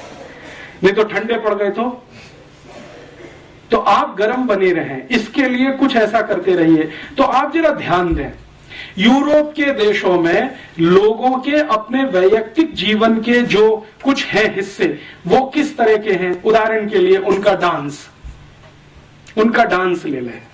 उनके डांस में हम हमेशा देखते हैं यूरोप और अमेरिका में कि सबसे ज्यादा तेज पद संचालन होता है। अगर आप पूर्वी यूरोप में जाएं, जिसको सोवियत संघ पहले कहा जाता था, और सोवियत संघ का जो पड़ोस है, पोलैंड है, चेकोस्लोवाकिया, बल्गारिया, रोमानिया, हंगरी आदि आदि, वहां का कोई भी डांस देखें जो यूरोप का हिस्सा, तो सबसे फास्ट, सबसे तेज पद संचालन उन्हीं के नृत्य में है। क्यों? यूरोप का डांस आपने देखा, बहुत सारे ट्रुप्स आते हैं, यूरोपियन ट्रुप्स, जिनके डांस मैंने दिल्ली में देखे हैं, मुंबई में देखे हैं। वो इतना तेज क्यों करते हैं? शायद वो उनकी जरूरत होगी, क्योंकि इतना तेज करने से शायद शरीर में ऊर्जा ज्यादा पैदा होती होगी, तो शायद उस ठंड से लड़ने में मदद करती होगी। हम भारत की बात करें, भारत की कल्पना करें, यहां जो वातावरण है और व्यवस्था है ये गर्म है, और थोड़ी ज्यादा ही गर्म है। गर्मियों में तो अति गर्म है, 50 डिग्री सेंटीग्रेड है। तो 50 डिग्री सेंटीग्रेड वाले क्षेत्र में रहने वाले लोग अगर डांस बनाएंगे तो वैसा तो नहीं हो सकता जैसा उनका है, क्योंकि हमारे पास तो पहले से ही गर्मी बहुत है। तो हमारे डांस जितने होंगे उसके जो पद संचालन होंगे वो बहुत सॉफ्ट होंगे, कम होंगे, धीमे होंगे, रिदम भी उतना ही धीमा होगा, पद भी उतने ही धीमे रखे जाएंगे, संचालन भी उतना ही धीमे होगा। अब इसको लेकर हम जब ये कंपैरिजन करें कि भाई उनका डांस तो बहुत अच्छा है, पॉप है, रॉक है, और उनका जो म्यूजिक है वो इतना फास्ट है, क्योंकि म्यूजिक फास्ट होना ही पड़ेगा जब डांस फास्ट है। आप ऐसा तो नहीं कर सकते कि डांस उनका फास्ट है और म्यूजिक स्लो हो जाए, ये तो होने वाला नहीं है। होएगा तो बैठेगा नहीं कहीं, सामंजस्य नहीं बैठेगा, तो उनको अपना सामंजस्य बिठाना है। डांस फास्ट करना है तो म्यूजिक फास्ट रखना पड़ेगा, तो म्यूजिक भी वैसा ही है। तो हम बार बार ये कहते हैं यार ये तो यूरोपियन म्यूजिक बहुत फास्ट है, समझ में नहीं आता, तो सुनते क्यों है, जरूरत क्या है उसकी। उस ठंडे क्षेत्र के लोगों की जो निजी जिंदगी है वो कैसी है, प्राइवेट लाइफ कैसी है। अभी मैं आपसे जो बात करूंगा वो पिछले लगभग 2000 साल की बात करूंगा, एक साथ बात करूंगा, क्योंकि सन के हिसाब से करूंगा बहुत लंबा हो जाएगा। आज से लगाकर पिछले 2000 साल तक, माने आज सन 2005 है तो लगभग पहली शताब्दी तक कैसा है यूरोप का निजी जीवन, आज भी चल रहा है लगभग उतना ही जो मैं कहूंगा आपसे। और ये जो कहूंगा वो प्लेटो के हिसाब से, सोक्रेटिस के हिसाब से, देकार्ते के हिसाब से, लेबिनिज के हिसाब से, उनके जो प्राइवेट लाइफ के रिसर्चर्स हैं उनके हिसाब से कहूंगा, मेरे हिसाब से नहीं कहूंगा। ये जो प्राइवेट लाइफ है, निजी जीवन है, इसमें मैं शुरू करता हूं परिवार से कि वहां परिवार कैसा है और फिर हमारे यहाँ कैसा, उसमें मैं आऊंगा तुलना के लिए। परिवार कैसा है तो उसमें आपको सुनकर आश्चर्य होगा कि पिछले 2000 साल से यूरोप में परिवार नहीं है। परिवार के नाम पर किसी तरह का एक कॉन्ग्लोमेरेशन है। हम जो परिभाषा करते हैं ना परिवार की, वैसा वहां कुछ भी नहीं है। 70% से ज्यादा लोग आज भी यूरोप में बिना परिवार के रहते हैं। बिना परिवार के रहते हैं माने या तो पत्नी, या तो पति, या तो स्त्री, या तो पुरुष, अलग अलग, तो परिवार तो बनता नहीं है। एकल पिता, एकल माता, सिंगल पेरेंट्स एक शब्द चलता है यूरोप में, सिंगल मदर और सिंगल फादर, ये बहुत बड़े पैमाने पर है। 70% लोग इसी में हैं लगभग। अमेरिका में भी लगभग वैसा ही है। अब ये जो कुछ है 70% बिना परिवार के, तो वहां तो कुछ ऐसा है नहीं। परिवार का जो इंस्टीट्यूशन है, जिसकी मिनिमम क्वालिफिकेशन हम कुछ मानते हैं कि एक पति होनी चाहिए, एक पत्नी होना, पति होना चाहिए, एक पत्नी होना चाहिए, बच्चे होने चाहिए, माता पिता होने चाहिए, माने पति पत्नी के माता पिता होने चाहिए, आदि आदि, जैसी हमारी कल्पना है वैसा वहां कुछ नहीं है। वहां तो सिंगल पेरेंट्स हैं, आइदर स्त्री और पुरुष।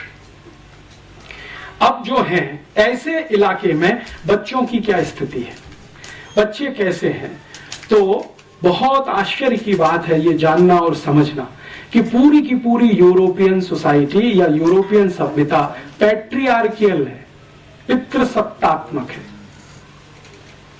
मात्र सत्तात्मक वहां कुछ भी नहीं है। जो कुछ भी है वो पिता के आसपास है, पिता के केंद्र में है। माता का कोई केंद्र पूरे यूरोप और अमेरिकी सभ्यता में नहीं है। प्लीज आप अगर चाहें तो इस हॉल से बाहर जाएं, प्लीज। मैं आप दोनों से कह रहा हूं, आपसे मैं दोनों से कह रहा हूं, आप चाहें तो इस हॉल के बाहर चले जाएं, क्योंकि मुझे बोलने में बहुत तकलीफ हो रही है और दूसरों को सुनने में तकलीफ हो रही है। कम से कम आप यहाँ अमेरिकी सभ्यता का ये लक्षण पेश न करें कि आप इंडिविजुअल हैं और हम सब एक समाज के हैं। हाँ, तो वो आप मेरे व्याख्यान की बात कहिए ना, ये तो जाने की कह रहे थे, तो आप जाने दीजिए ना उनको। आप जो है इतना डिस्टरबेंस कर रहे हैं, कोई तो इतना डिस्टरबेंस नहीं कर रहा यहाँ पे, लेकिन आप जो है इतना ज्यादा क्यों मिसबिहेव कर रहे हैं।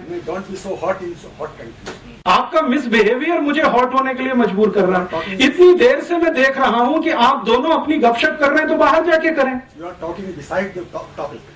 ये तो आप बाद में कह सकते हैं, लेकिन इस तरह से आप बाहर बैठकर बात करें, ये तो भारतीय सभ्यता के अनुकूल नहीं बैठता कहीं भी। हाँ।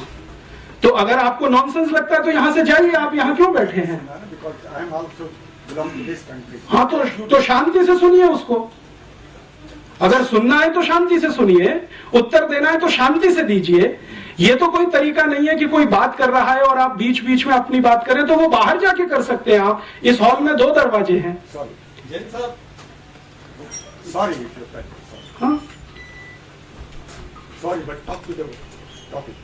वो आपकी ओपिनियन हो सकती है, सबकी नहीं है वो। आपको रुचि नहीं है तो जाइए ना। आप बहस बहुत कर रहे हैं, डिस्टर्ब मत करिए। आप सबको डिस्टर्ब किए जा रहे हैं। आप क्या मतलब?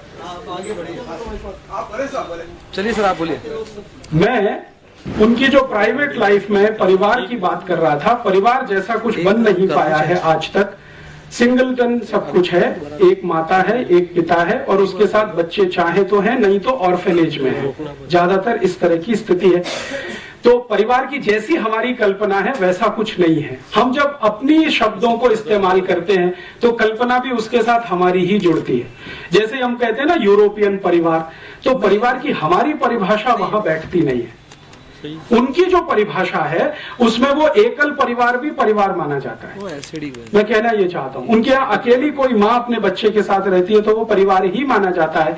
अकेला पिता अपने बच्चे के साथ रहता है तो परिवार ही माना जाता है। भारत में वो मान्यता नहीं है। भारत में तो माता पिता साथ में रहते हैं, बच्चे उनके साथ में हैं, और सिर्फ माता ही पिता नहीं, उनके साथ दादा दादी भी है, नाना नानी भी है, चाचा चाची भी है, मौसा मौसी भी है, मामा मामी भी है। ये भी है तो हमारे परिवार का अंग बनता है। और इसी परिवार का एक बड़ा हिस्सा कुटुंब होता है, कुटुंब का बड़ा हिस्सा कुल हो जाता है, कुल का बड़ा हिस्सा वंश हो जाता है, और वो आगे आगे बढ़ता चला जाता है। शुरू यहां से होता है हमारे यहाँ परिवार, लेकिन उनके यहाँ इस तरह का है नहीं।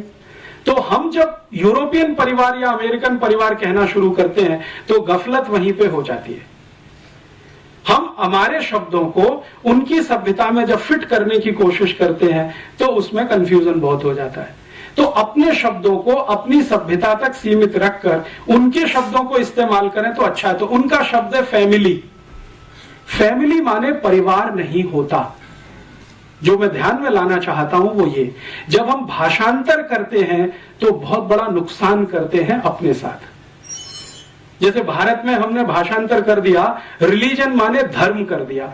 अब रिलीजन बिल्कुल अलग है। प्लेटो की जो डेफिनेशन है रिलीजन की, वो हमारे धर्म पर फिट ही नहीं बैठती कहीं। हम जब धर्म की बात करते हैं तो ये है कि जो धारण कर सके, धारण करने योग्य है, वो सब कुछ धर्म है। उनके यहां ये कहीं है ही नहीं, पूरी फिलॉसफी में नहीं है। धारण करने योग्य वहां कुछ है ही नहीं जिसे वो कहें। वो रिलीजन को क्या मानते हैं? आपने तिलक ऐसे लगाया, ऐसे लगाया, घंटा ऐसे बजाया, वैसे बजाया, अगरबत्ती लगाई कि मोमबत्ती जलाई, केक काटा के, ये उनके यहाँ सब कुछ रिलीजन में काम आता है कहने के लिए। हमारे यहाँ तो ये रिलीजन से बहुत दूर तक का इसका वास्ता नहीं है। इसको तो हम कर्मकांड के रूप में कहते हैं।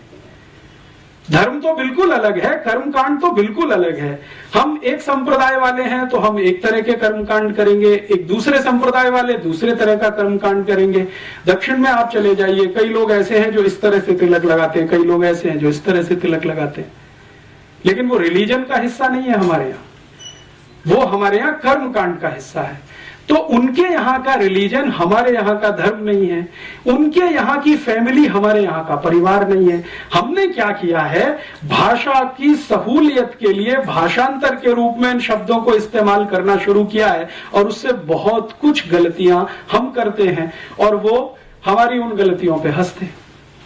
हम जब फैमिली प्लानिंग की बात करते हैं ना, तो हमारे यहाँ तो फैमिली है नहीं, उसको प्लान क्या करें। उनके यहाँ फैमिली है तो उसको प्लान करना है। हमारे यहाँ तो परिवार है, उनके यहाँ तो परिवार नहीं है, फैमिली है। तो फैमिली प्लानिंग पूरा एक पॉलिसी के रूप में जब इस देश में चले तो हास्यास्पद ही दिखाई देता है। परिवार के बारे में बात करें तो कुछ समझ में आती है। तो कई बार क्या होता है कि शब्द उनके हम ले लें और अपने हिसाब से भाषांतर करके इस्तेमाल करें, वो तो उनके यहाँ फैमिली है, परिवार नहीं है। हमारे यहाँ परिवार है, उनके यहाँ नहीं है। तो अब दोनों अलग अलग हैं। और मैं जो कहना चाहता हूं, इसमें कोई ऊंचा नीचा की बात नहीं है, वो अलग है, हम अलग हैं। जैसे कई बार ये कहते हैं ना, यूरोप की सभ्यता में, भारत की सभ्यता में बहुत कुछ कॉमन है। ऐसा कुछ भी नहीं है जो कॉमन है। अगर कुछ है तो वो जबरदस्ती से किया हुआ है। जैसे वहां का पिज्जा आ गया, बर्गर आ गया और हमने खाना शुरू कर दिया तो कॉमन हो गया, या वहां से पेप्सी कोक आ गया, हमने पीना शुरू कर दिया तो कॉमन हो गया। वो सभ्यता का अंग नहीं है, वो नकल किया हुआ एक हिस्सा है। चाउमीन वहां से आ गया, हमने खाना शुरू कर दिया सिवई के स्थान पर, तो वो अंग नहीं बनता सभ्यता का। तो कॉमन है ऐसा कुछ होता नहीं है। किसी भी सिविलाइजेशन में कोई भी सभ्यता में दुनिया में आप जाइए, कुछ भी कॉमन नहीं होता है, नहीं तो सभ्यता ही नहीं बनती है। सभ्यताएं बनती ही इसलिए है कि वहां कुछ अलग है, यहां कुछ अलग है, और संस्कृति उसका एक छोटा सा हिस्सा होती है। सभ्यता कुछ बड़ी चीज है, संस्कृति उसमें छोटा सा कुछ हिस्सा जैसा है। सभ्यता और संस्कृति का अगर अंतर समझना चाहे तो भारत के हिसाब से, यूरोप में तो ये अंतर भी नहीं है, यहां के हिसाब से मैं एक उदाहरण आपको देता हूं। आपको अगर मैं ये कहूं कि कोई माँ है या बहन है, वो बंगाली तरह से साड़ी पहने हुए है, तो तुरंत आपके दिमाग में कोई पिक्चर घूमता है। बंगाली तरीका क्या है साड़ी पहनने का? कुछ है। फिर इसी तरह से मैं कहता हूं कोई एक माँ है, बहन है, वो आसामी तरीके से कोई साड़ी पहनी हुई है, तो तुरंत आपके दिमाग में एक पिक्चर बनता है कि आसामी तरीका कोई है साड़ी पहनने का। फिर मैं कहता हूं कोई गुजराती तरीके से माँ और बहन साड़ी पहनकर खड़ी हुई है, तो तुरंत आपके दिमाग में कोई एक इमेज आती है, एक तरीका है गुजराती साड़ी पहनने का। फिर वो पंजाबी है। तो ऐसे अगर 8-10 राज्यों के मैं नाम लूं और आपसे कहूं कि देखो ये गुजराती साड़ी है, ये मराठी साड़ी है, ये बंगाली है, ये आसामी है, ये मणिपुरी है, ये आदि आदि इस तरह की साड़ियां हैं, तो ये जो अलग अलग तरीके हैं साड़ियों को पहनने के, ये है संस्कृति, और ये जो साड़ी है वो है सभ्यता। तो सभ्यता और संस्कृति का जो अंतर है वो कुछ इस तरह का है। सिविलाइजेशन है साड़ी, और तरीके जो उसको पहनने के हैं वो है हमारी संस्कृति। तो भारतीयता में, सभ्यता और संस्कृति में जो परिवार की बात है वो में कुछ अलग तरीके की, हमारी उनकी अलग तरीके की। तो अब उनकी जो फैमिली है वो कैसी है? फैमिली ये है कि पैट्रियार्कियल, मैंने आपसे कहा, पिता है वो सर्वोच्च है, और पिता की हैसियत जज के जैसी है। माने एक बार उसने कोई फैसला सुना दिया, वो सुप्रीम है, वो रिकंसीडर नहीं होता। लगभग 2000 साल पूरे यूरोप में, सन 1950 से लेकर पहली शताब्दी तक यूरोप के सभी परिवारों में पिता सर्वोच्च है, 1950 तक। और यही कारण है कि सन 1950 तक यूरोप के सभी देशों में सिर्फ पिताओं को वोट डालने का अधिकार होता था। आप सोच सकते हैं ये बात? अमेरिका में 1950 तक, ब्रिटेन में सन 1950 तक, यूरोप के देशों में लगभग 1950 तक सिर्फ पुरुष ही वोट डाल सकता था, स्त्री को वोट डालने का अधिकार नहीं, क्योंकि फैमिली में स्त्री का कोई महत्व नहीं। पितृसत्तात्मक सत्ता, पैट्रियार्कियल जिसको हम कहते हैं, उनके शब्दों में वो है। और इससे भी आगे चलें तो यूरोप के दस्तावेज बताते हैं कि सन 1950 तक यूरोप और अमेरिका की किसी बैंक में महिला को खाता खोलने का अधिकार नहीं, बैंक अकाउंट ओपन करने का राइट नहीं, अप टू 1950। तो महिलाओं को वोट डालने के अधिकार मिलने चाहिए और महिलाओं को बैंक में खाता खोलने का अधिकार मिलना चाहिए। इस पर एक जबरदस्त आंदोलन शुरू हुआ फ्रांस से, और उस आंदोलन की नेत्री थी सिमोन द बोवार, और उसका सबसे बड़ा नारा था कि जो पुरुष को अधिकार है वोट देने का, बैंक अकाउंट खोलने का, संपत्ति का मालिक होने का, वो अधिकार महिलाओं को मिलना चाहिए। और ये आंदोलन बहुत लंबे समय तक चला।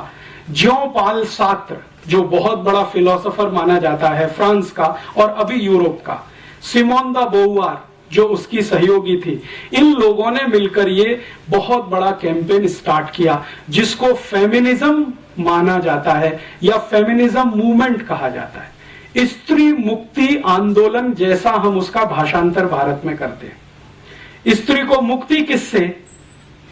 इस व्यवस्था से जिसमें उसको वोट देने का अधिकार नहीं है, बैंक अकाउंट खोलने का अधिकार नहीं है, संपत्ति का अधिकार नहीं है। जो अधिकार है वो सब पुरुष को है, पिता को है, मां को तो कोई अधिकार नहीं। और इसमें इंटरेस्टिंग बात जो समझने की है, जो आसानी से डाइजेस्ट नहीं होती, जो प्लेटो अपनी किताब में लिखता है, वो कहता है कि बच्चे का पैदा होना भी मां के अधिकार में नहीं है, वो पिता का ही अधिकार है।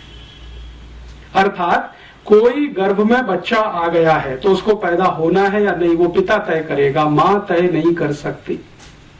जन्म देना है नहीं देना है उसके पति पर निर्भर है, पत्नी कुछ उसमें हाँ ना नहीं कह सकती। ये अधिकार नहीं है। और रूसो जो मॉडर्न फिलोसोफर माना गया है, उसके 5 बच्चे हुए, पांचों के बारे में वो अपनी ऑटोबायोग्राफी में लिखता है कि मेरा फैसला था, पत्नी का नहीं। और फिर उसको कहा गया कि ये गलत है या सही है, तो उसने कहा 2000 साल की परंपरा है और मैंने उसको निभाया। तो ये वहां की व्यवस्था है। तो पिता है, पुरुष है, मुख्य है, परिवार का मुखिया है, कुलपति है, कुलपिता है, जो कहना चाहिए। अभी जो तय करेगा वही तय करेगा, माता कुछ तय नहीं कर सकती। और इससे भी आगे यूरोप के सभी गांवों में, अब शहरों में थोड़ा ये बंद हुआ है पिछले 50 साल से, यूरोप के गांवों में आज भी बहुत सारी जनजातियां हैं जिनको यूरोप में आदिवासी कहा जाता है। वहां अभी भी यही है, पिछले 50 वर्षों में वहां नहीं कुछ बदला है। इससे भी आगे एक बात जो मैं आपके ध्यान में लाना चाहता हूं कि बच्चा पैदा हुआ पिता की मर्जी से, मां ने सिर्फ गर्भ धारण किया, मर्जी पिता की है। अब उस और सामान्य रूप से यूरोप में 2000 साल की एक परंपरा है कि बच्चे जितने पैदा हों उसमें से 3/4 को लावारिस छोड़ा जाए, एबेंडन्ड चाइल्ड। जैसे रूसो के 5 बच्चे हैं, 4 को उसने छोड़ दिया, घर से निकाल दिया, जन्म लेते ही निकाल दिया। तो वहां की परंपरा कैसी है? बच्चे ने जन्म लिया, पिता ने उसको किसी कपड़े में लपेटा और बाहर रख दिया, दरवाजे पे रख दिया या डस्टबिन के पास रख दिया। या यूरोप के बहुत सारे देशों में चर्च के सेंटर होते हैं, वहां पहुंचा दिया कि इनको आप पालो, ये हम नहीं रखेंगे। सामान्य रूप से 3/4 बच्चे लावारिस छोड़े जाते हैं। उसके पीछे उनका लॉजिक क्या है?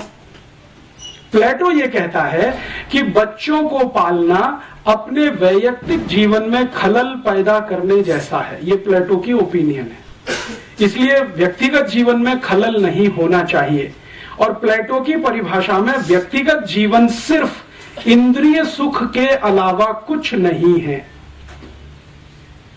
This is the statement of Plato. इंद्रिय सुख, शरीर सुख, यही सबसे ऊंचा है, बाकी सब इसके नीचे है।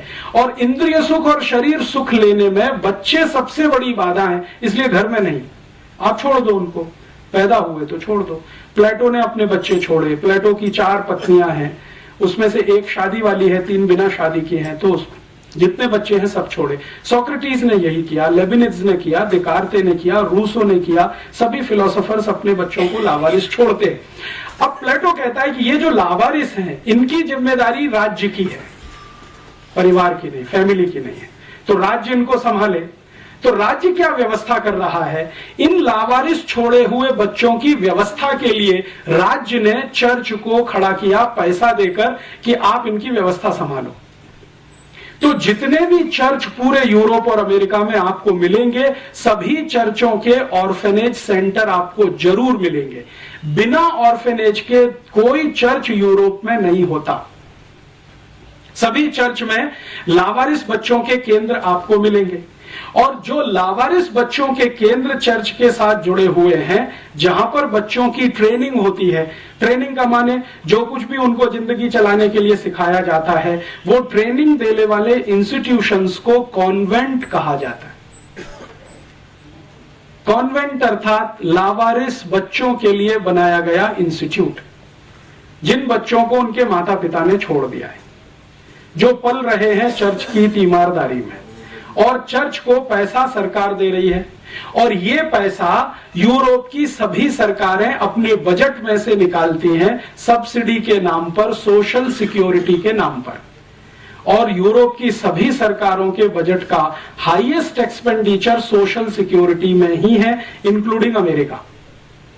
तो वो सोशल सिक्योरिटी एक्सपेंडिचर में एक बहुत बड़ा एक्सपेंडिचर है कॉन्वेंट का। अब मेरे समझ में ये बात बिल्कुल स्पष्ट आने लगी है। पहले मैं बचपन में नहीं जान पाता था कि ये भारत में जो कॉन्वेंट स्कूल हैं, इन स्कूलों में हम जब पढ़ने जाते हैं या पढ़ाते हैं अपने बच्चों को, तो बच्चों को स्कूल में मदर फादर कहना क्यों सिखाते, टीचर कहना क्यों नहीं सिखाते? जैसे भारत में बहुत सारे कॉन्वेंट है ना, उसका प्रिंसिपल फादर है, या तो कोई मदर है, या तो कोई सिस्टर है, या तो कोई ब्रदर है, टीचर कोई नहीं है वहां पे।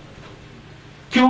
क्योंकि यूरोप में तो कॉन्वेंट स्कूल है ही लावारिस बच्चों के लिए जिनके मदर फादर का पता नहीं है। तो किसी तरह मदर फादर की थोड़ी अनुभूति हो सके इसके लिए वो अपने आप मदर फादर ब्रदर सिस्टर सिखाते हैं।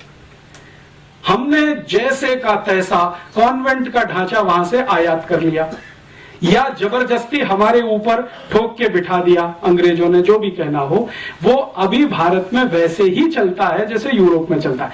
भारत के जयपुर के किसी भी कॉन्वेंट स्कूल में आप चले जाइए, बच्चे को फादर ही कहलवाएंगे वहां के प्रिंसिपल को कि ये फादर है जो लंबा चोगा पहन के है, और वो सिस्टर है, या तो वो मदर है या तो वो ब्रदर है।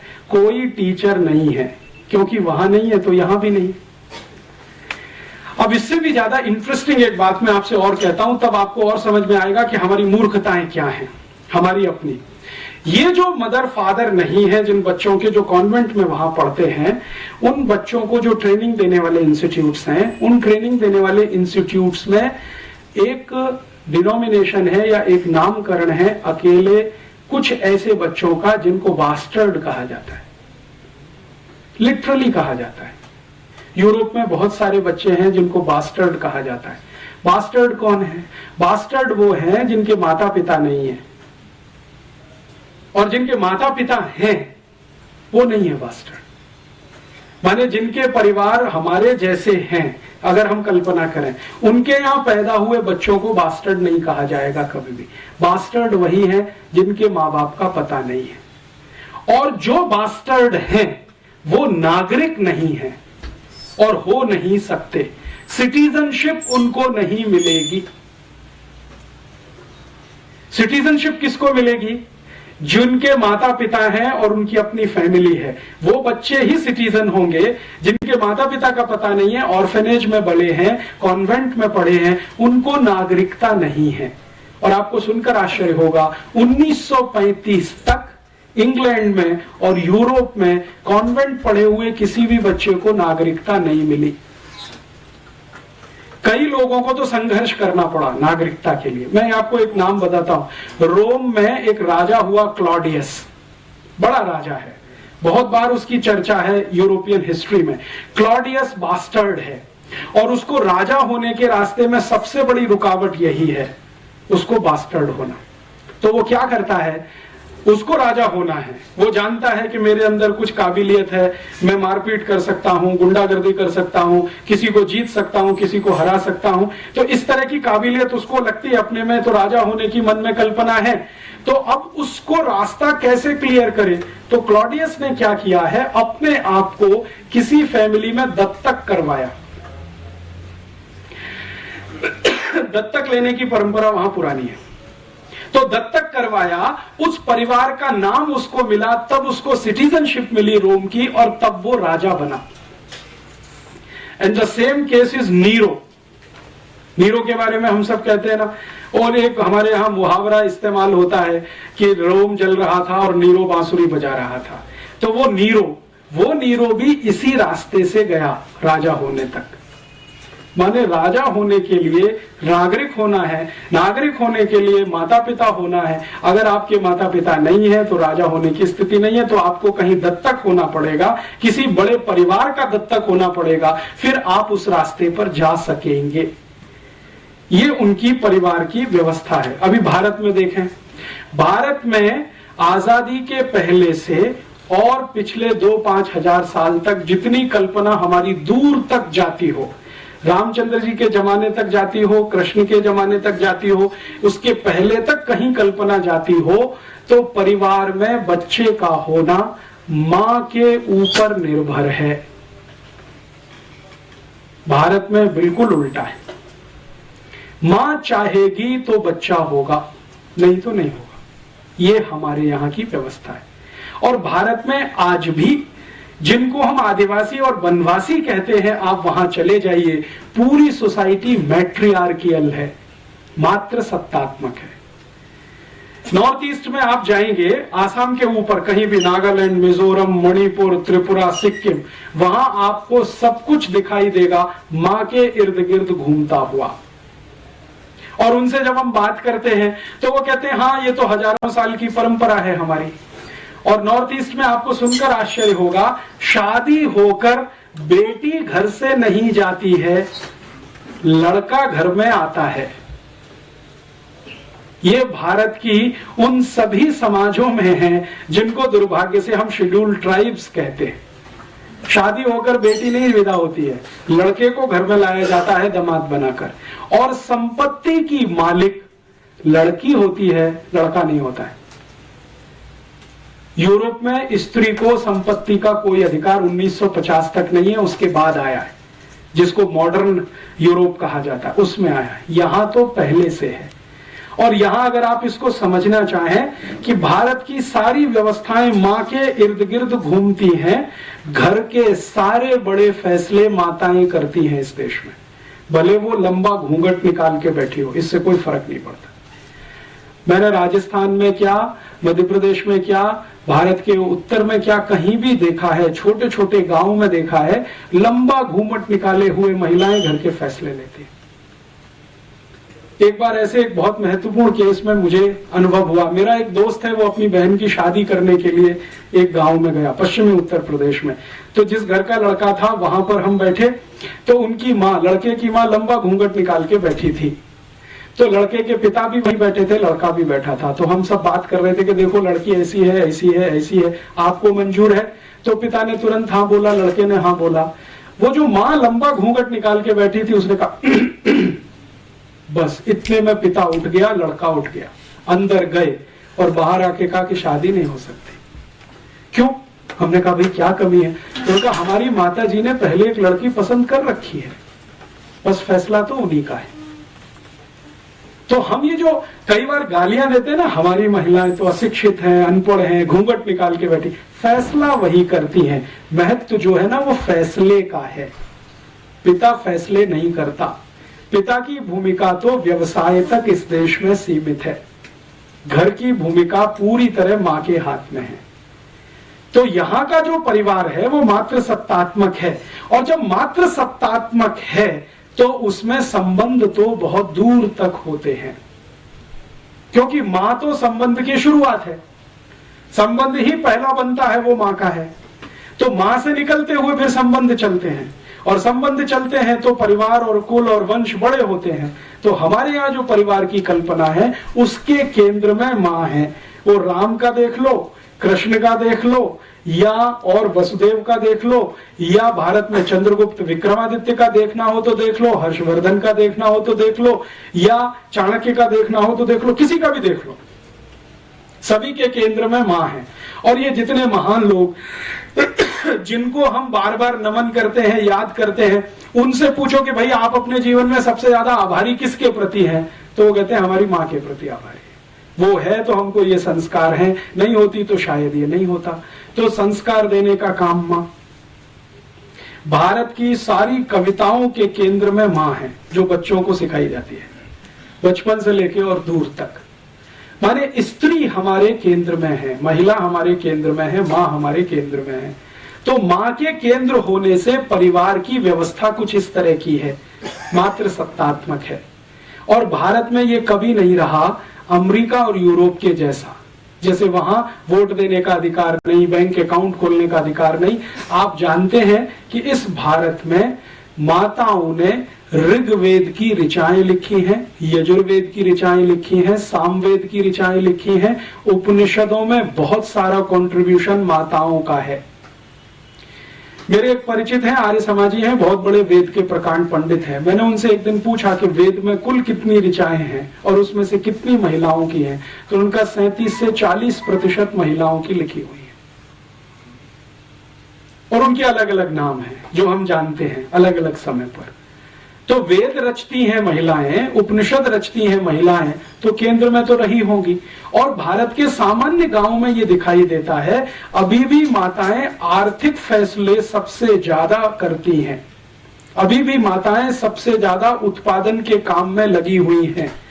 इस देश में जीडीपी का जो यूरोपियन अमेरिकन पैमाना हम छोड़ें और भारतीय पैमाना कोई बनाए तो हाईएस्ट जीडीपी कंट्रीब्यूशन माताओं के द्वारा ही है इस देश में।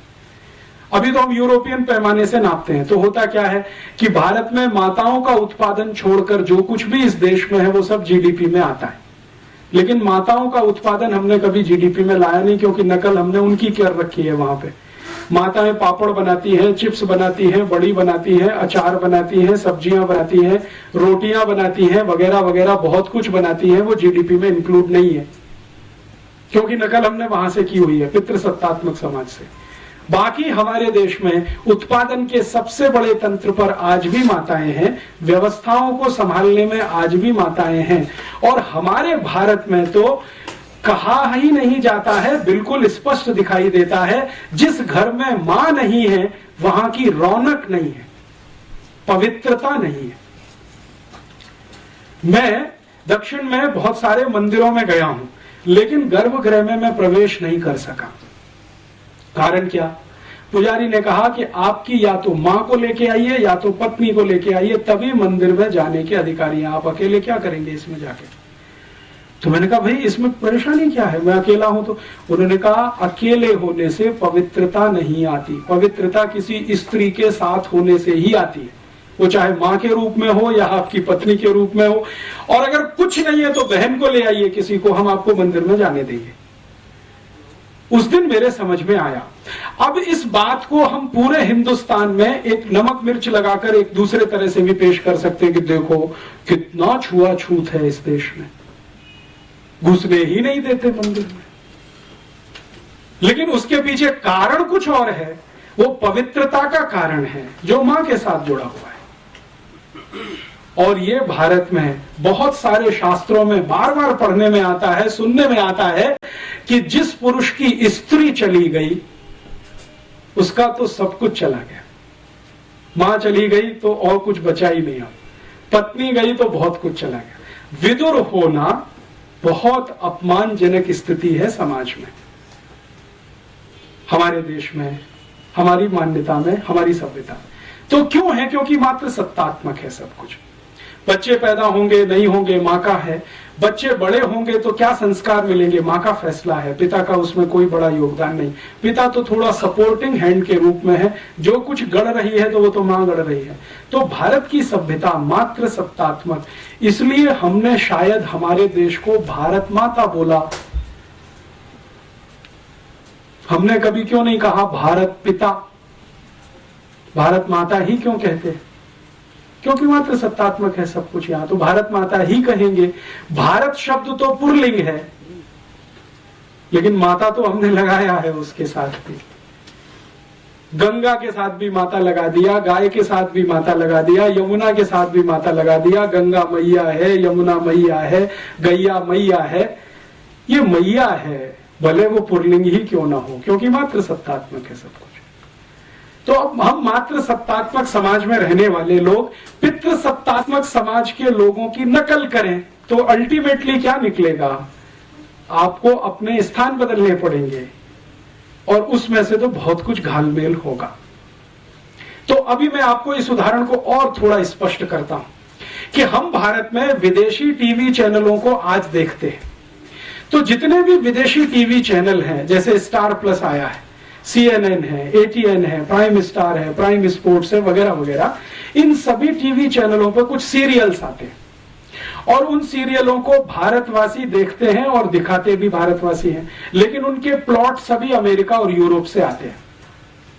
भारत में स्टार प्लस पे सबसे ज्यादा सीरियल दिखाने वाली एक लड़की है जिसका नाम है एकता कपूर, उसके सबसे ज्यादा सीरियल आते हैं।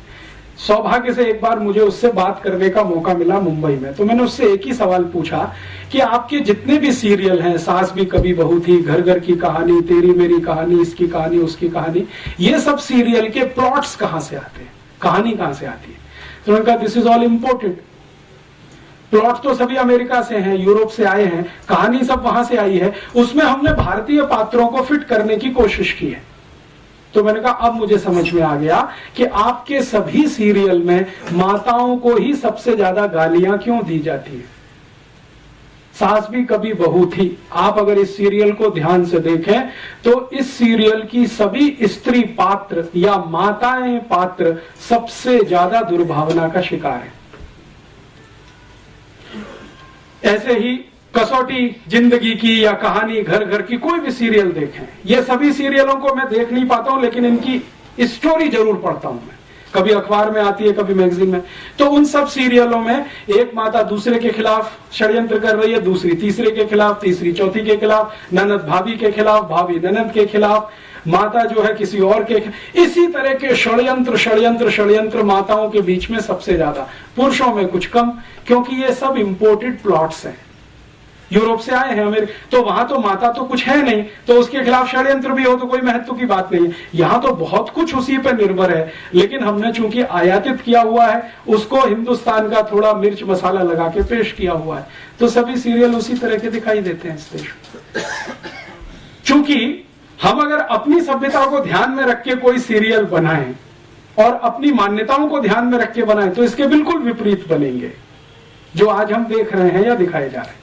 अच्छा, मैंने जब इनको कहा कि एकता कपूर को कि आप कोई भारतीय मान्यताओं के आधार पर भी, तो उनका आप प्लॉट बना के दे दीजिए, हमारी दिमाग में तो आता नहीं है, क्योंकि हमने तो जो पढ़ा लिखा है वो सब कुछ इसी तरह का है, मॉडर्निज्म का, यूरोपियनिज्म का, अमेरिकनिज्म। एकता कपूर यूरोप में पढ़ के आई है, थोड़े दिन अमेरिका में रह के आई है, तो वो कहती है कि ज्यादा कुछ हम जो देखते रहे वो यहाँ पे बनाते रहे। तो इस तरह का होता है, जब आप अंधानुकरण करते हैं, बिना सोचे समझे नकल करते हैं, तो इस तरह का उसमें से कुछ निकलता है। फिर हम अपना सिर पीटते हैं, अरे हमारी संस्कृति का नाश हो रहा है, सभ्यता का नाश हो रहा है। वो तो होगा ही, क्योंकि बिना सोचे समझे तो आप ये सब कर ही रहे हैं। कोई विचार तो होता नहीं, कोई बहस तो होती नहीं, कोई मुहाविसा तो होता नहीं इस देश में, ऐसे ही चलता जाता है। तो एक मात्र सत्तात्मक समाज हमारा, एक पितृ सत्तात्मक समाज उनका। अब कौन अच्छा कौन बुरा इसमें नहीं जाना चाहिए, वो अलग हम अलग। अब अलग अलग मान्यता और सभ्यता के लोग अलग अलग मान्यता और सभ्यता के ही कार्य करेंगे, तभी कुछ अच्छा होगा, नहीं तो उसमें से कुछ खराब ही निकलेगा। घालमेल करेंगे, फ्यूजन करेंगे तो खिचड़ी बनेगा। इस तरह का यूरोप और अमेरिकन समाज है। इसमें और भी बहुत सारी बातें हैं, जैसे उदाहरण के लिए एक बात यह है कि ये जो लावारिस बच्चे हैं, फिर ये कहां जाते हैं अंत में, यूरोप में, तो ये अंत में गुलाम बन के काम में आते हैं। कॉन्वेंट से जो बच्चे निकलते हैं वो सब गुलाम बनते हैं। और आप जानते हैं कि गुलामी प्रथा, दास प्रथा यूरोप का लंबे समय तक चला हुआ बहुत बड़ा अभियान रहा है, जिसको यूरोप और अमेरिका की किसी भी समाज ने आज तक ये नहीं कहा कि ये पूरा खराब था। वो कहते हैं इसमें थोड़ा सुधार करके अच्छा था, इंक्लूडिंग जॉर्ज बुश। यहां तक आके जॉर्ज बुश प्लेटो की मान्यता को ही आगे बढ़ाता है, जब वो एक वक्तव्य देता है कि न्यू ऑरलिन्स में आया भूकंप, अभी आया ना, पानी का जलजला समुद्री, तो न्यू ऑरलिन्स का एरिया उसने 6-7 दिन तक नेग्लेक्ट रखा। लोग मरते रहे, कटते रहे, पिटते रहे, आर्मी नहीं भेजी, सहायता नहीं भेजी, और अंत में कहा वो गुलाम थे, सब दास लोग थे, ब्लैक्स थे, क्या करना उनके लिए। और थोड़े दिन के बाद उसी तरह का तूफान और जलजला उस एरिया में आया अमेरिका में, जहां उनका सबसे बड़ा सेंटर है केप कैनेवरल, और वहां से उनके रॉकेट और वो सब छोड़े जाते हैं, और अमेरिका का सबसे अमीर इलाका है। वहां जैसे ही जलजला आया, 6 घंटे के अंदर आर्मी भी पहुंच गई, सामान भी पहुंच गया, सब पहुंच गया, क्योंकि वो व्हाइट्स हैं। तो ये जो ब्लैक्स एंड व्हाइट्स का है, ये तो अभी तक है, गया नहीं है। इतने सारे रिफॉर्म्स होने के बावजूद जॉर्ज बुश के दिमाग में वो कीड़ा बैठा हुआ है। अमेरिका में और यूरोप में ये लंबे समय से, हजारों साल से गुलामी की दास प्रथा, और इसी दास प्रथा में इन सब बच्चों का इस्तेमाल होता रहा है। और मजे की बात यह है कि इसको वो कभी भी खराब नहीं मानते रहे। तो वो दुनिया के जिस भी देश में गए, वहां उन्होंने यही किया जो अपने यहां वो हजारों साल से कर रहे थे, दास बनाना, गुलाम बनाना और उनकी मदद से सब काम कराना। अब वहां क्या होता है कि जो भी पिता है या उनकी थोड़ी बहुत फैमिली है, उसमें बच्चा तो एक आधी है, बाकी तो ऑर्फेनेज में है। ऑर्फेनेज से लाए हुए जो बड़े गुलाम बच्चे हैं वो घर के काम में लगे हुए, तो छोटे से लेकर बड़ा काम सब गुलाम करेंगे। पिता को करने के लिए कुछ नहीं है। जैसे जूता पॉलिश करना है तो वो गुलाम करेगा, इस्त्री करना है तो गुलाम करेगा, कपड़े धोने हैं तो गुलाम धोएगा, घर को साफ करना है तो गुलाम करेगा। इस तरह की परंपराएं वहां पे हैं। माने अपने हाथ से अपना काम नहीं करना, जो करे वो छोटा है, नीचा है, और जो दूसरों से कराए वो ऊंचा है। तो वहां ऊंचे और नीचे की परिभाषा कुछ इस तरह की है। भारत में इसका बिल्कुल उल्टा है। यहां क्या है, जो अपने हाथ से अपने सारे काम करे वो ऊंचा है, और दूसरों से कराए तो वो सबसे ज्यादा शोषण कर रहा है। हम उसको गाली ही देते हैं। तो भारतीयता में क्या होता है, मैंने ऐसे इस देश के सैकड़ों करोड़पतियों को देखा है जो अपने घर में खुद झाड़ू लगा लेते हैं, अपने कपड़े खुद साफ कर लेते हैं, खुद नहा लेते हैं, खुद दांत साफ कर लेते हैं। आप कल्पना नहीं कर सकते, यूरोप में जो अमीर ज़ादे रहे हैं 1950 तक, उनके दांतों पे ब्रश भी गुलाम ही चलाते रहे, दांतों पे ब्रश। तो वो जब अमीरजादे यहाँ वॉयसराय बन के आते हैं और यहाँ जब रहना शुरू करते हैं तो यहाँ भी वही परंपरा डालते हैं। जैसे उदाहरण में हमारा राष्ट्रपति भवन, ये एक अंग्रेज वॉयसराय का घर है, तो बहुत साल तक तो अंग्रेज वॉयसराय रहा जिसको राष्ट्रपति मानते थे। तो आप अगर चले जाएं राष्ट्रपति भवन में तो ऐसे दासों की, गुलामों की फौज आपको वहां मिलेगी जिनकी संख्या 4,500 है। राष्ट्रपति भवन में ऐसे कई गुलाम नौकर हैं जो राष्ट्रपति की बूट पॉलिश के लिए हैं, राष्ट्रपति के कपड़े पे इस्त्री करने के लिए हैं, राष्ट्रपति के ब्रश पर पेस्ट निकाल कर देने के लिए हैं, राष्ट्रपति की मेज सजाने के लिए हैं। एक राष्ट्रपति हैं और व्यक्तिगत रूप से 835 कर्मचारी हैं। और दुर्भाग्य इस देश का या सौभाग्य कि इस समय जो राष्ट्रपति हैं वो भारतीयता वाले हैं। वो कहते हैं इनकी मुझे जरूरत नहीं, निकाल बाहर करो। तो सरकार कहती है जी ये प्रोटोकॉल है, हम नहीं निकाल सकते किसी को। आपको मालूम है राष्ट्रपति ने भारत सरकार के प्रधानमंत्री और गृह मंत्री को कई बार लिखकर दिया कि ये 850 गुलामों की मुझे कोई जरूरत नहीं है, मैं मेरे जूते पे पॉलिश कर सकता हूं, मेरे कपड़े मैं खुद धोता हूं, इस्त्री की मुझे आवश्यकता नहीं होती क्योंकि मैं बिना इस्त्री के कपड़े पहनता हूं, ज्यादा कपड़े मेरे पास है नहीं, 3 शर्ट है और 3 पैंट है, 2 कोट है, 2 पैंट है, इससे ज्यादा मैं रखना नहीं चाहता। एक ब्रीफ केस में मेरा सब सामान आ जाता है, कल राष्ट्रपति भवन छोड़ना पड़े तो एक ही ब्रीफ केस लेके निकलूंगा, एक ही ब्रीफ केस लेके आया हूं, इसलिए मुझे ये 835 लोगों की फौज नहीं चाहिए, हटाओ। तो प्रधानमंत्री कहते नहीं हटा सकते, ये तो प्रोटोकॉल के खिलाफ है। आप उनका इस्तेमाल नहीं कर सकते तो बैठने दीजिए ना, आपका क्या बिगाड़ते। प्रोटोकॉल तो चलने दीजिए। माने वो वॉयसराय वाला प्रोटोकॉल जो गुलामी से आया है, दास प्रथा से, वो यहां कंटिन्यू रखना है। हमारे यहां तो नहीं है। भारतीयता में तो कोई किसी को गुलाम नहीं बना सकता, क्योंकि हम तो आत्मा की बात करते हैं। हम तो कहते हैं ना आत्मा सबकी समान है, परमात्मा का अंश है, कोई किसी को कैसे गुलाम बना सकता है। हम तो किसी जानवर को गुलाम नहीं बना सकते, आदमी की तो बहुत दूर की बात है। और अगर बनाते हैं तो वो समाज में विकृति माना जाता है, उसको स्वीकृति कभी किसी ने नहीं दिया है, ये हमारे देश में नहीं। अब हमारे यहाँ क्या होता है, मॉडर्निज्म में हमने अमेरिका और यूरोप से प्रभावित होकर बहुत कुछ करना शुरू किया है। जैसे कुत्ते पाल लिए, अभी बहुत लोग हैं जो घर घर में कुत्ते पालते हैं। भारतीयता में आप कुत्ता घर में बांध के नहीं रख सकते, वो तो स्वतंत्र छोड़ने के लिए ही है, लेकिन हमने घर में पाल लिए और उनको गले में पट्टा डाल के घुमाने के लिए लेके जाते हैं और फिर वापस लाते हैं, उसमें बड़ी शान समझते हैं। और अगर उसको पलट के ये कह दो कि भाई ये कुत्ते पालने से अच्छा कोई गाय पाल लो तो दूध तो मिलेगा और गोबर का खाद किसी किसान को मिलेगा, क्या अब्सर्डिटी की बात करते हो। गाय रखेंगे, गंदा करती है, और वो कुत्ता कहीं भी गंदा करता है, किसी का लिहाज नहीं करता, कहीं भी पांव उठा के मूत्र कर देगा और कहीं भी संडास कर देगा। उसको साफ करना हमको अच्छा लगता है क्योंकि यूरोप से आया हुआ है। और हम गाय पालें और उसका दूध पिए तो उसमें 50 तर्क सुनाना शुरू कर देते हैं। जी जयपुर शहर में गाय कैसे पाल सकते हैं, कानून नहीं है। कुत्ता पालने का कानून बन सकता है तो गाय का भी बन सकता है, लेकिन हमने कभी प्रयास नहीं किया। तो कुछ घालमेल इस तरह का होता है, खिचड़ी कुछ इस तरह की होती है। तो हम जो हमारी मान्यता में ऐसा नहीं है तो हमारे कार्य में वैसा नहीं है, होता है तो हम उसको विकृति मान के छोड़ते हैं, वो समाज के लिए आदर्श और उदाहरण नहीं बनता है। तो अब हमारी मान्यता जिस तरह की है व्यवस्था उसी तरह की बनेगी, उनकी मान्यता जिस तरह की है व्यवस्था उस तरह की बनेगी, और व्यवस्था को चलाने के लिए नियम कायदे कानून उस तरह के बनेंगे जिस तरह की मान्यता और व्यवस्था होगी। तो यूरोप और अमेरिका के नियम कायदे कानून उस तरह के हैं, हमारे नियम कायदे कानून भी अगर उसी तरह के बनेंगे तो सर्वनाश ही होगा। अब जैसे वहां जितने भी न्याय के कानून हैं, जिसको जस्टिस कहा जाता है उनकी भाषा में, वो सभी के सभी गुलामों को ध्यान में रखकर बनाए गए हैं। जैसे पनिशमेंट के कानून है, पनिशमेंट के कानून यूरोप में है, क्योंकि गुलाम है तो गुलामों को पनिशमेंट देना है, और देना है तो किस तरह का, 100 कोड़े मारो, 200 कोड़े मारो, 500 कोड़े मारो, 1000 कोड़े मारो।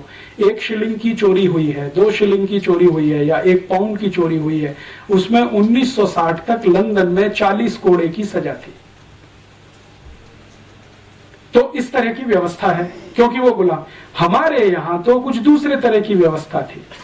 हर्षवर्धन के समय में, चंद्रगुप्त विक्रमादित्य के समय में, और किसी भी राजा के समय में चोरी के लिए जो कानून बने हैं न्याय देने के लिए, और यूरोप में है, उन दोनों का मैं आजकल अध्ययन कर रहा हूं। जमीन आसमान का अंतर है।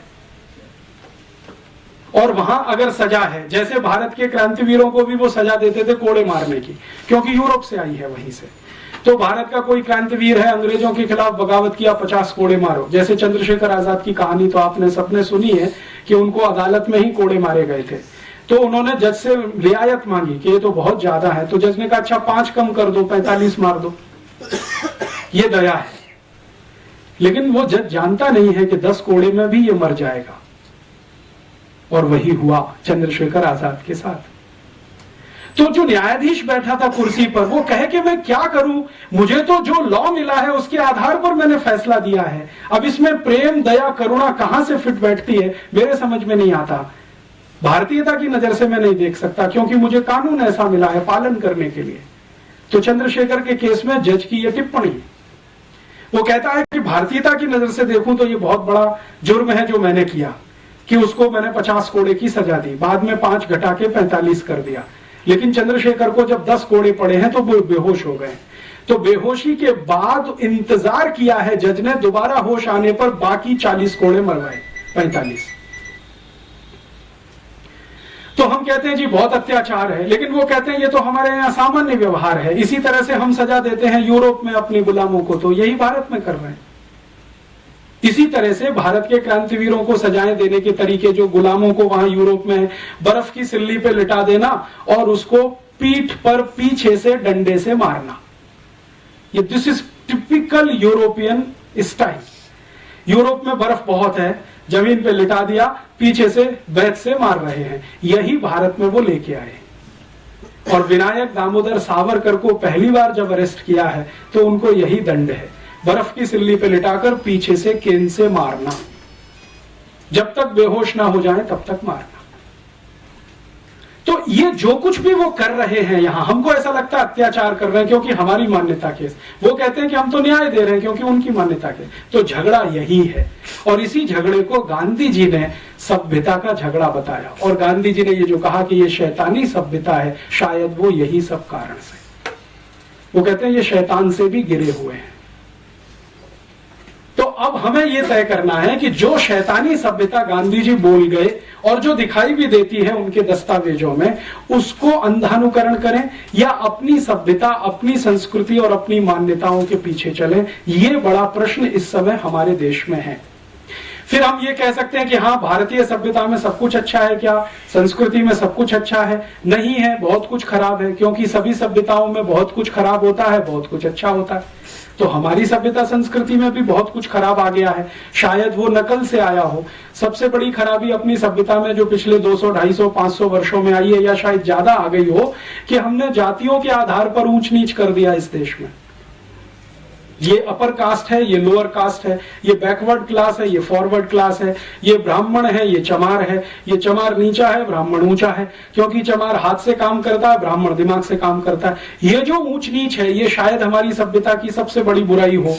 आज के समय के हिसाब से तो दिखाई ही देती है, पहले भी शायद रही हो, या इसका कोई दूसरा स्वरूप रहा हो, उस पर हमें रिसर्च करने की अभी जरूरत है। तो हमें ऐसा लगता है कि ये खराब है। तो सभी सभ्यताओं के विकास में ये एक मूल क्रम होता है कि जो खराब है उसको छोड़ते जाओ, जो अच्छा है उसको और अच्छा बनाते चले जाओ। सभ्यताओं का विकास ऐसे ही होता है। तो अगर हम मानते हैं कि भारत की सभ्यता में कुछ खराब है तो छोड़ें और उसको परिष्कृत करने की कोशिश करें, तब तो ईमानदार यात्रा हमारी होती है विकास की। लेकिन अगर अपनी सभ्यता को ही छोड़ दें, उसकी बुराई अच्छाई तो बात ही ना करें, और सब कुछ विदेशी सभ्यता में अच्छा ही अच्छा है, बिना जाने बिना समझे उसको आयातित करें, तो ये तो सर्वनाश की तरफ ले जाएगी, जो गांधी जी कहते हैं। तो मेरी अपनी मान्यता में वर्तमान में जो हमारी सरकार है वो ग्लोबलाइजेशन के नाम पर, लिबरलाइजेशन के नाम पर इस देश को बर्बादी की तरफ लेके जा रही है, क्योंकि बिना सोचे बिना समझे यूरोपियन अमेरिकन सभ्यता को अंधाधुंध तरीके से इस देश में लागू करने की पूरी ताकत लगाई जा रही। अब हम नागरिकों के सामने ये बड़ा धर्म संकट है कि हम कहां जाएं। अगर हमको ये तय करना है कि हम हमारी सभ्यता संस्कृति के साथ जाएं, तो पूरी हिम्मत और ताकत के साथ इसको सामूहिक रूप से कहना पड़ेगा। और या तो हम समूह के रूप में ये तय कर लें कि हमको अमरीकी होना ही अच्छा है, जैसे पंडित नेहरू मानते हैं और आज के प्रधानमंत्री भी मानते हैं कि हम यूरोपियन हो जाए, अमेरिकन हो जाए, उसी में हमारी भलाई है। तो पूरा समाज ईमानदारी के साथ अमरीकी और यूरोपीय हो जाए, मुझे उसमें कोई बुराई नहीं लगती। या तो हम ईमानदारी से अमरीकी यूरोपीय हो जाएं या ईमानदारी से भारतीय रह जाएं। ये जो बीच की खिचड़ी है, क्योंकि फ्यूजन कहीं नहीं होता है, हो नहीं सकता है, सभ्यताओं में तो नहीं हो सकता है। तो फ्यूजन करने की कोशिश करेंगे तो उसमें से कोई अभीष्ट नहीं निकलेगा, हमारे लायक नहीं होगा। इतना ही कहकर इस व्याख्यान को मैं विराम देता हूं। और इस व्याख्यान की मदद से एक नया प्रश्न मैं इस समाज में खड़ा करना चाहता हूं कि हमको जाना किधर है, ये तय करें। यूरोप अमेरिका जैसा होना है तो पूरी ताकत से बने, और भारतीय होना है तो पूरी ताकत से इधर आए। समाज के स्तर पर यह तय करने की जरूरत है, क्योंकि राजनीति इसे तय करने में समर्थ नहीं है। राजनीति समर्थ क्यों नहीं है? क्योंकि वो नितांत स्वार्थ में डूब चुकी है। और जब नितांत स्वार्थ में कोई डूब जाता है तो वो समाज को दिशा नहीं दे सकता। तो ये समाज को ही तय करना है, और समाज का हिस्सा राजनीति बने, ऐसी मेरी अपेक्षा है। हमारा समाज राजनीति को निर्देशित करे, दिशा निर्धारित करे, अपने स्तर पर तय करके, ऐसी अपेक्षा के साथ मैं विदा लेता हूं। और आप सब थोड़े से नागरिकों के बीच में ये कहा, क्योंकि आप सोचते हैं, समझते हैं, और न सिर्फ सोचते समझते हैं बल्कि पढ़ सकते हैं। मैंने इतने सारे रेफरेंसेस दिए, आप चाहें तो प्लेटो को पढ़ सकते हैं, उसकी पुस्तकें यहाँ उपलब्ध हैं, रिपब्लिक भी उपलब्ध है और उसकी सब लिखी हुई है, जयपुर में मिलती हैं। सोक्रेटिस को पढ़ सकते हैं, लेविनित्स, दिकार्ते, किसको भी पढ़ना हो, रूसो को पढ़ना हो तो वो भी यहाँ उपलब्ध है। जयपुर में बहुत सारी लाइब्रेरीज हैं, आप उनमें जाके निकाल सकते हैं।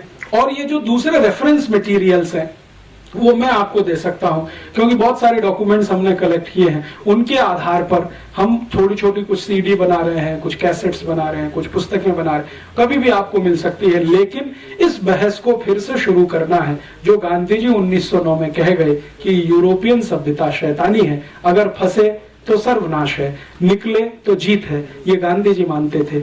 मैं अभी उसको मानने लगा हूं पिछले कुछ वर्षों से, क्योंकि मैंने वो देखना शुरू किया है जो गांधी जी आज से 100 साल पहले देखकर चले गए।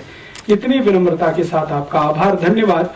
और इस विषय पर हम आगे चाहें तो इससे भी ज्यादा और गहरी बात हो सकती है, इससे भी ज्यादा और गहरा कोई आपके बीच में मैं बात करने के लिए फिर से आ सकता हूं। लेकिन एक बार मन बने, मानसिकता तैयार हो इस तरह का सुनने की, और सुनने की ही नहीं, गुनने की, चिंतन करने की, तो शायद आने वाले समय में मुझे भी मजा आएगा, आपको और ज्यादा मजा आएगा। आभार।